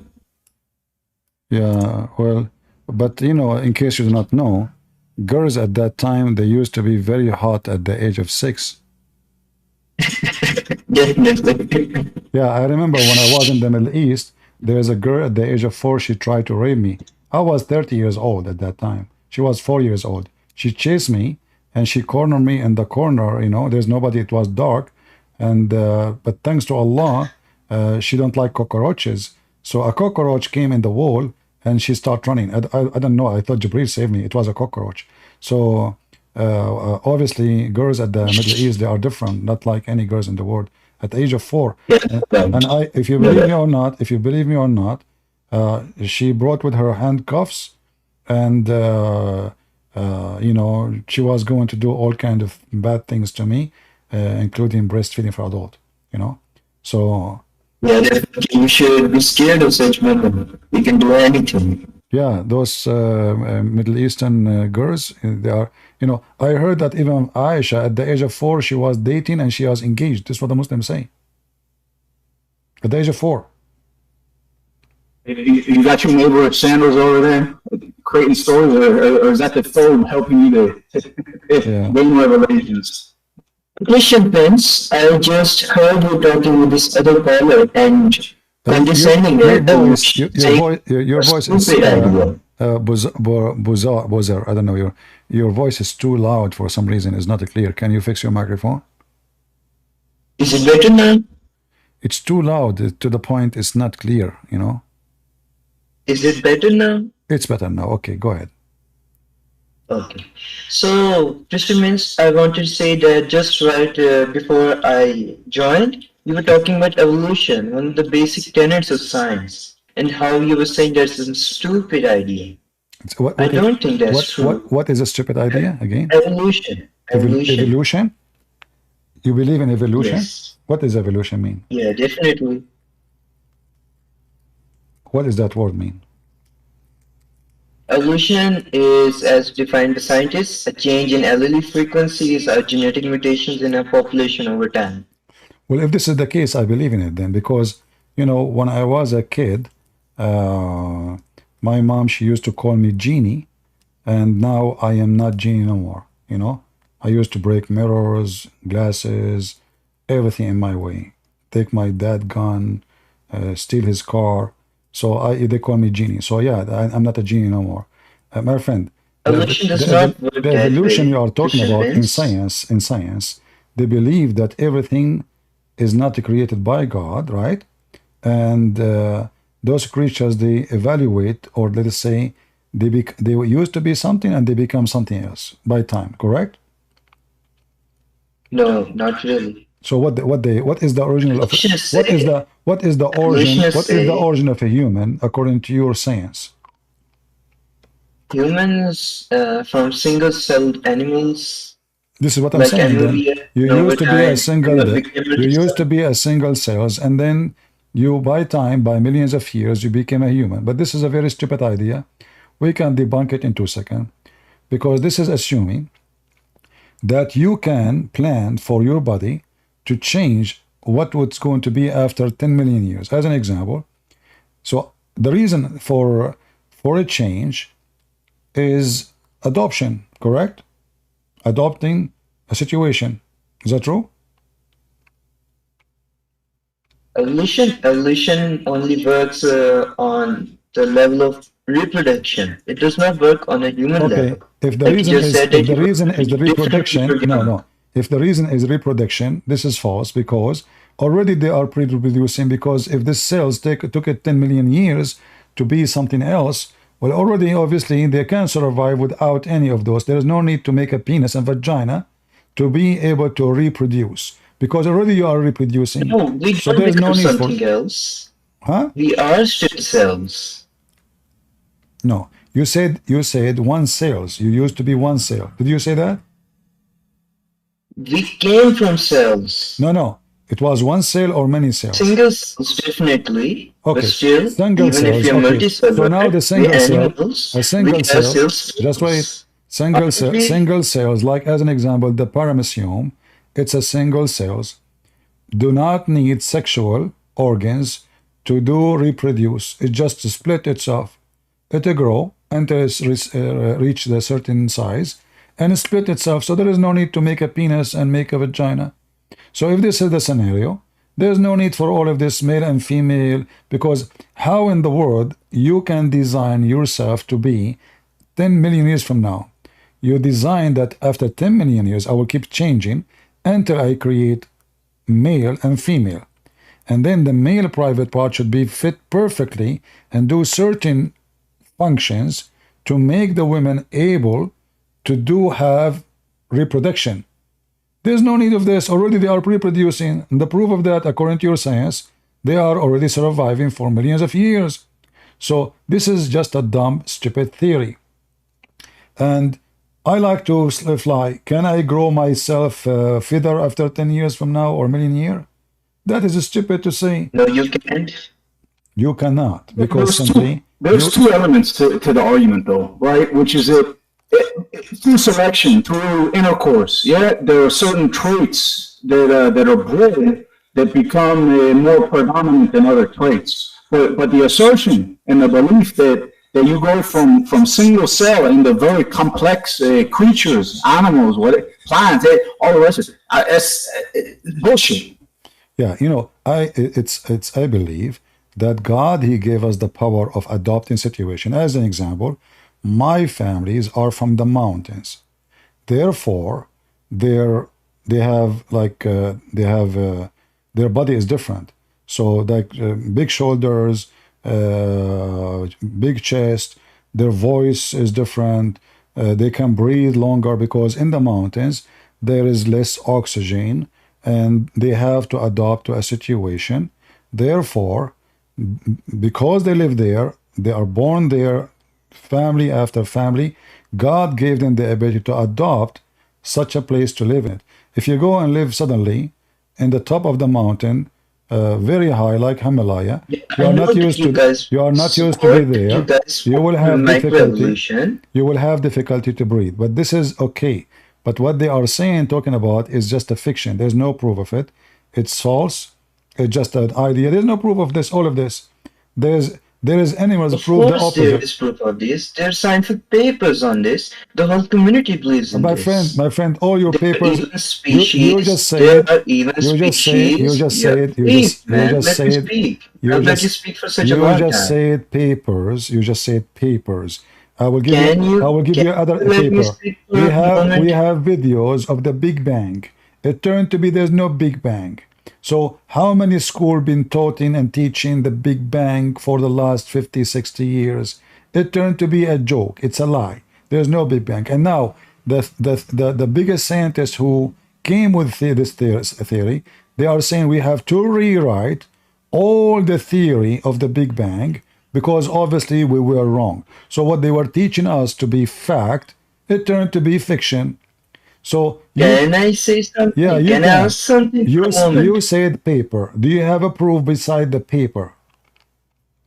Of course, I have proofs. What is the proof? What is the proof? Like the examples of Australopithecus. It's a species that is has halfway characteristics between humans and apes.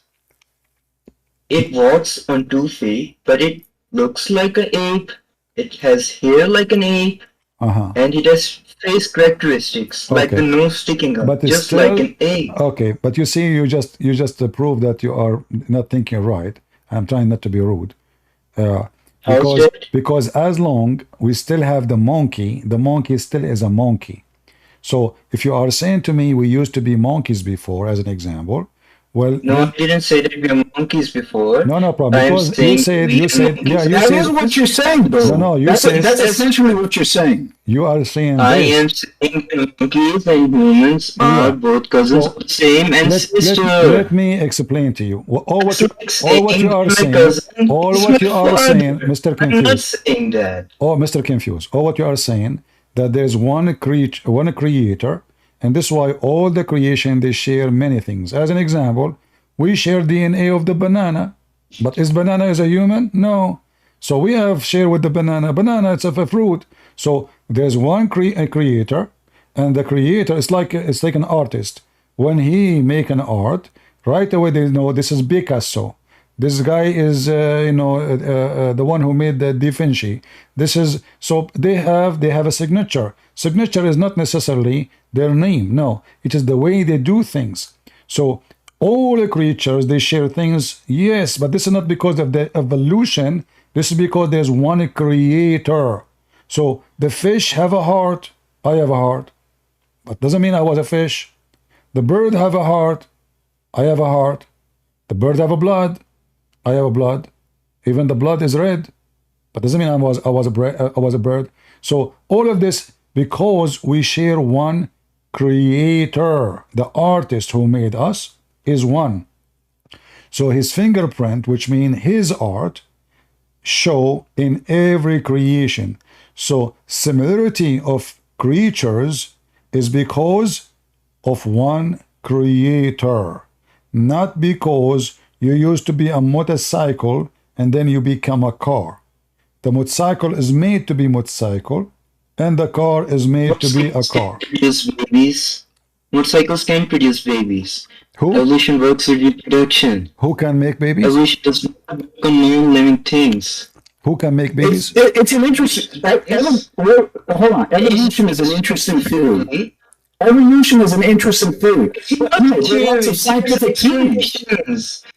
Wait, get your facts straight first. Theories are not a fact. It's a theory. All right.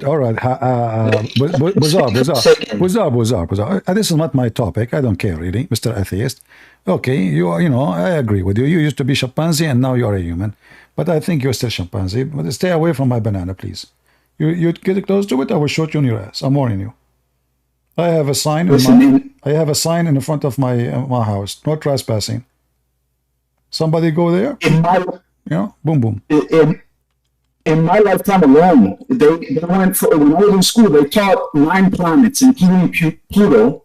Then they removed Pluto down to 8 planets, and then a few years later, they added it now. Yeah. Science. Anyway, this is not really important for me. He can imagine himself whatever he wants. I think the origin of those people, they used to be potatoes, and that's why I call them potatoes until now. How you explain to me that a Christian prince, he called a human being potatoes, unless he believed that the origin of those people are potatoes. So here we go, I agree with you. If you decide you are an animal, you are an animal. What they can do to you, And there's no point of me. I mean, imagine I am going to debate a person to convince him that you are a human, not a donkey. You want to believe he's a donkey? Okay, you're a donkey. What I can do? You're a chimpanzee. You're a chimpanzee. You know, have fun, but stay away from my. You know, go to the zoo, do whatever you want. You know, people are stupid. Yeah. Same time, you say to him, "Are you willing to have sex with your mom?" He will say no. But aren't you an atheist? You don't have any rules, any book. Why? Animals, they have sex with their mom. Have you ever heard of a dog?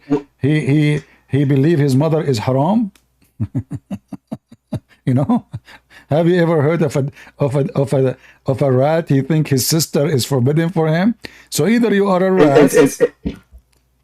So long as she's a chimpanzee, it's okay. You know, in fact, in Islam, chimpanzees are Muslims. You know, like there is a story about a female chimpanzee, filthy chimpanzee. I don't respect her. You know, actually, I was going to marry like a monkey, but I changed my mind after I saw this hadith, because you know monkeys are cheap. And you don't need too much to make her happy. Just give her a banana. You know, that's easy. So during the pre-Islamic period of ignorance, I saw a she monkey surrounded by a number of monkeys. That is Mimi Hijab and Dawah. They were all stoning it because it had committed illegal sexual intercourse. So here we go. You see, the Muhammad, he believe in the evolution you are talking about. Yeah. Muhammad even, he said the Jews, Allah, he made them pigs and monkeys. The only different, he believed in the verse, you know, like they used to be human, they became monkeys. And you believe that you used to be monkey, you became a human. That's it. Okay, well, stupid people, what can say? You are what you believe. Now, is it followed by all the sects, or is it just a Shia or Sunni or? Oh, the Shia, they have stories like this. The Shia have even more funny stories. You know, Shia, they have the most crazy stories. Sunni. This is Sunni here, but Shia, they have way more stupid stories. Like as an example, the Imam al-Baqir, he created an elephant from mud, and he commanded to fly him all the way to Mecca. Elephant. I mean, this guy don't want to use like a flying carpet. No, elephant. I mean, the flying elephant. So if I say to you, I have a flying elephant, you would die laughing at me. But the second you say the Imam al-Baqir, he did that, every Shia, he says, this is a true story. Who dare to say it's not true? That cock is messing with their heads. Is that what? The cot, the flower that they chew, the drug, the cot. Okay. Ahmed, he was here. I don't know why he left. Ahmed, what you left? What happened to Ahmed? I thought he want to talk. Okay, MR, thank you very much, my friend, for joining. Maybe we can have a Muslim. You're welcome. Thank you. Do we have any Muslim would like to join us? Anyone from the Muslim, he saw this incident about the female Muslim monkey committing intercourse? What do you think? Why the Jewish calendar 6,000 years since Adam? Okay, Ahmed, you want to join me? And I will ask you the same question. How many thousand years since Adam for you as a Muslim? If you are a man, you come to the stage and ask me the question. Is that fair, guys? And then you will see Ahmed, he will make poopy and pee in his pant. So Ahmed, the same question you gave me, you gave it to me, I answer you, I will give you the same question. What say you? Do you dare? Potato. All of you are potatoes. Go check your wife, she is doing breastfeeding for adult for somebody. You're worried about the 6,000 years now?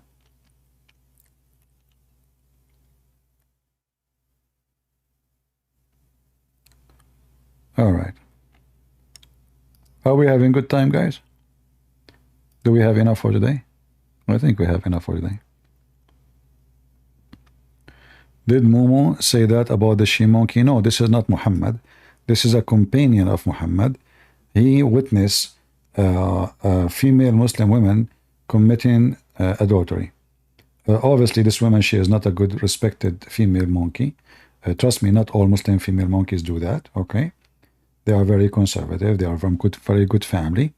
They stay virgin. All right. It's true they don't wear a panty, but they cover their hair, and their ass is red. I'm not sure why. I mean, first time I saw a monkey and the ass is red, I was like, what the heck? Is that the guy was debating me yesterday? I took it like, there's no way this is the same person, because look, his ass is red. So I came to the conclusion it might be ultimate fart from, ultimate fart, the thing. All right. Yeah, I mean, very weird. This stupid female monkey. I mean, who in the world want to trust to marry a monkey after this? Who in the world want to partner with monkey? No way, haram. Look, you trust the monkey just because other person, you have a better banana than yours? Huh? She go around. If you read the story, actually, the whole story, you would die laughing. It says that her husband was sleeping over her arm, snoring, and then another young monkey, he blink. You see plinking, what can I do? I don't blink. Because, when I used to be a cowboy, I learned that you blink, you die. You have to be looking carefully because you shoot first, right? You blink, you die. Don't blink. But so I could not really blink to her to take her first, but there was a monkey there. So he blinked to her, and then she took her arm from under his head slowly, and she went behind the tree. Look what she is doing behind the tree. Everybody go behind the tree, especially Muslim, to piss, except this female monkey. She was pissing off her husband. She did boom boom with the guy, and then she came back acting as nothing happened. Look how evil she is. She put her hand back underneath of his head, and he did not notice anything in the beginning, but then he smelled the sperm. What the heck? The guy, he went crazy, and like, how in the world she have sperm semen there? At that time, you cannot buy it. You cannot buy it at that time.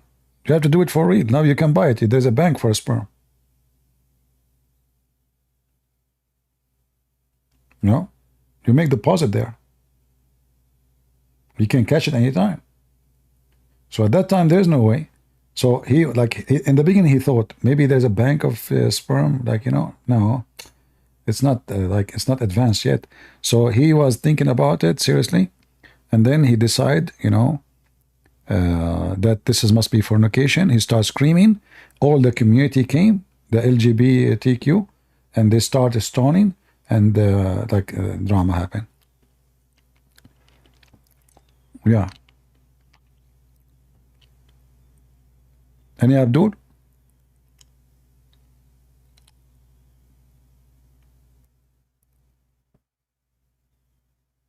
I don't know why people, they keep saying, you guys, why you keep changing my name? I say my name is Christian Prince, you say you are hilarious. Crazy people.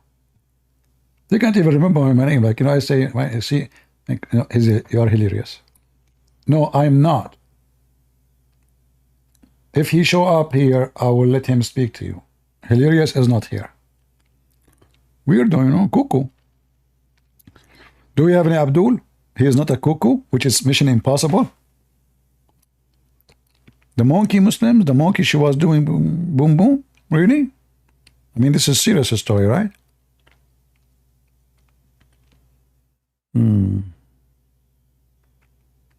True story.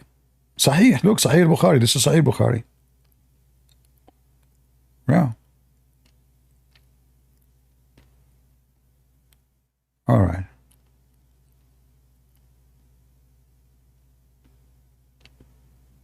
Any Muhammadan, Mayday, Mayday.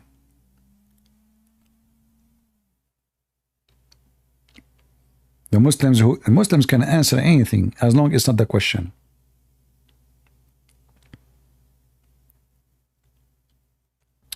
What I'm eating, I'm not eating anything. I bought those drops for my voice because I'm speaking for many hours and my voice hurt, So I have those drops. I bought them from Amazon.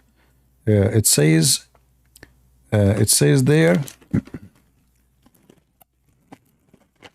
no pork.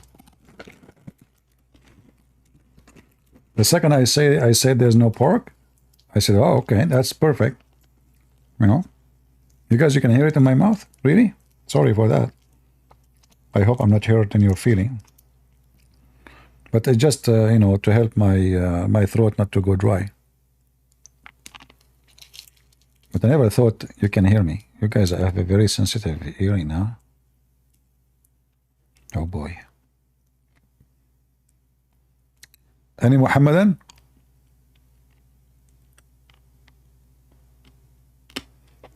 Can you share with us? I mean, those people, they want to get my books for free, my time for free, even my throat drop for free. I mean, oh, there you go. And I go bankrupt. And then they join Patreon for free. If you go to Patreon, I have like 7,000, maybe 8,000. Not even 1% of them they donate. They love it for free. Everything for free. Perfect. I mean, what you can say? No comment. No comment. Yeah. What are huri?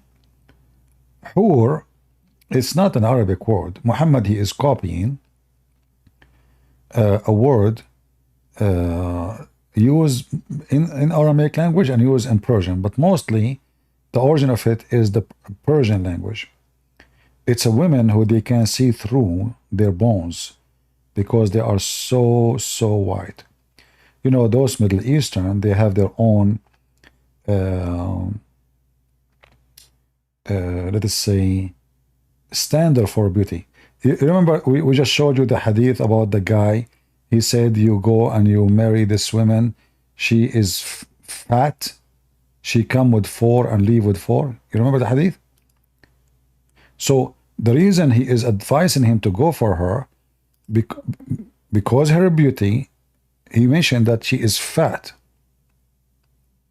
right? You might not understand why, like he is saying, is he saying something good? Is he saying something bad? No, he's saying this is good, because in the old days, a beautiful beauty is connected, especially for women, if they are overweight. I mean, you can use the word fat. People are politically correct. They say it's not nice. Well, this is what the language uses, whatever it is. So, here you notice that he is describing for him that if he became victorious in conquering, he should go and take this homosexual, calling her she, saying that she is fat. What is the word fat? It should be here, fat. Where is fat? No fat? It should be there. Here we go. She is so beautiful and fat. Do you see it? So you might not understand what is the connection, because being fat make you so beautiful in the old days. So if a woman in the old days, she is skinny, she is slim, she don't have big butt, you know, she have to be huge in order to be considered beautiful. That's why Muhammad, he liked the wife of his son. Why? Because the hadith says she was so big and beautiful and the most perfect woman of Quraysh. So her butt, maybe she was like 72 inch. So here you see the standard of a beauty, it changed now, like, you know, things changing. So the women now, women, they spend a lot of money to lose weight. At that time, in order to be qualified even to be a wife, you have to be fat. You are not fat to believe that a woman, she is skinny, she will not give good babies. You know, she cannot make good babies. The bigger you are, you know, the nicer. Yeah. That's why in the Middle East we have a song. I could not understand it really when I was a kid. So the song saying that this is a girl, she is so beautiful to the point the camel could not carry her. So I heard the song from everybody. But I never understood what is the relationship between her beauty and the camel is not able to carry her. But then when I start, educating myself, I learned that she is so beautiful to the point she passed the capacity of the camel to carry her. So she was more than 500, 600 kilos, like half size of a car. That's why she is so beautiful, Yeah. So if you are an overweight person, if you go back on time, it was your time. That's why here he's saying she was so beautiful and fat. Yeah. The more fat she is, the more beautiful.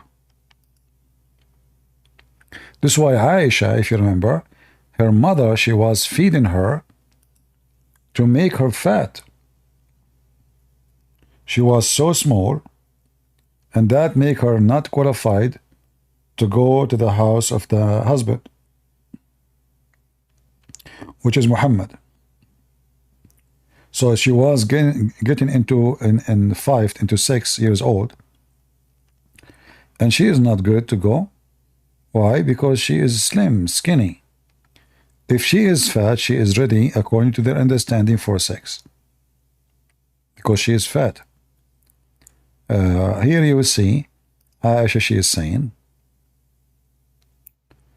my mother was trying to fatten me up. Do you see it? Fatten me up. When she wanted to send me to Allah Messenger, when she got married. But nothing worked until I ate a cucumber with date. Then I grow plump like the best kind of a plum. See it? So at that time, the purpose of success for women, or let us say the target of a beauty, is to gain weight. Not like these days. Women walk in the street, you think they are like, they have no, they're bones. Look, where are you? There's bones. Yeah. You see those girls, they do fashion program. I feel sorry for them. I mean, they don't even look like a human. They look like ghosts. Those are supermodel. I know, for me, they look super ugly. Yeah. If they get married, I feel sorry for their husband. Instead of kissing lips, he will kiss bones. A skull. Anyway, do we have any Muhammadan? Customer is waiting to come to the stage. I didn't see any customer. Where is the customer? Where is the customer?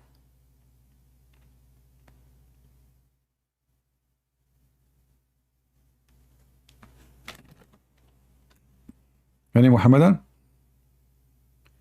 Bilal, wanna debate me? Okay, where is, put your hand up, Bilal. I don't see you, sorry.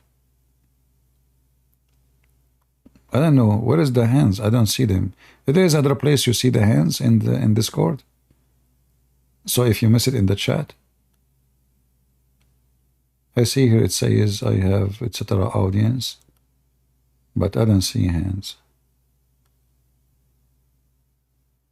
Second, the last row. So you guys, you see it, I don't see it? That's not fair.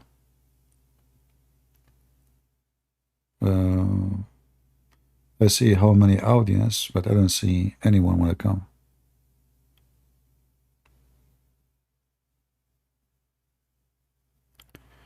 Okay, he just said he don't want to debate me, he's stupid.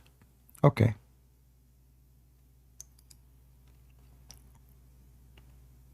If you are stupid, you better join the Democratic Party. You can get a job with Joe Biden. He will make you a minister. Trust me, I mean, you're perfect. Just go join the Democratic Party. They will give you a good job. You make good money, good salary. And all what you do is shout Free Palestine. You do not need to free Palestine anyway. Just to stay here. But just shout. You know? And then the Jews, by the way, they are in the heart, from yesterday actually, they are in the middle of Rafah. And those silly people in New York, in Chicago, they are shouting, "Free, free Palestine." I mean, their voice is the most annoying, stupid voice ever. Free Palestine, huh? That's it. You were able to free it. Any Abdul? Why those people don't go and join Hamas to defend the Palestinian? Why you are, you know, all those Arabs saying, having the flag of Allah, go join, do jihad. Bunch of cowards, potatoes.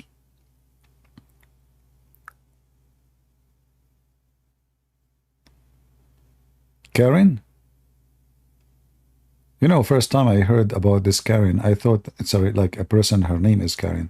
But it turned to be in the American culture or English culture, Karen present a woman, she is angry. Or like not right in her anger. But then I thought about it, I feel sorry for any woman, her name really is Karen. If there's anybody call his daughter Karen these days? Because anyone do something crazy, they say the angry Karen or something. I don't think anybody is calling his daughter Karen anymore. Any Abdul?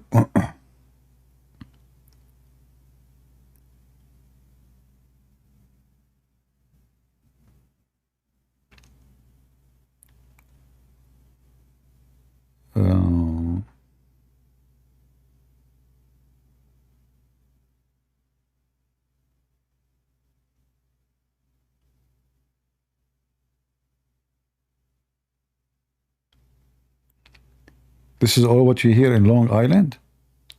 I think if we change the shape of the island, they will change. Let us ask Joe Biden to change the Long Island shape. He can do it. He can have connection with the Hunter Biden. He have a connection with the Chinese. And he can make a paint. You know, he can exchange, like he give them 10 paints for the purpose of changing the Long Island, make it White Island. Yeah, they are going after the poor Trump because he did take a mortgage or something, you know, 10 years ago, 15 years ago. Obviously, this is not about election, absolutely, yeah. Yeah. But you know what? It's going to be really crazy if Trump won the election. Oh boy. Those Democrats, they will have heart attack. Seriously. In fact, like one of the reasons I like him to be a president, just to see what would happen to them. Imagine if the coming election, Trump, he won after all what they did to him. I mean, those Democrats, last time, I'm leaving the country. I want to see what would happen to this guy. What his name? Donero? I mean, this guy is really mentally ill. Unbelievable. Stupid idiot. He lost respect to himself. Already he is a pervert. You know, he keeps saying the F word. He have, I don't know, 5, 6 wives. Kids everywhere.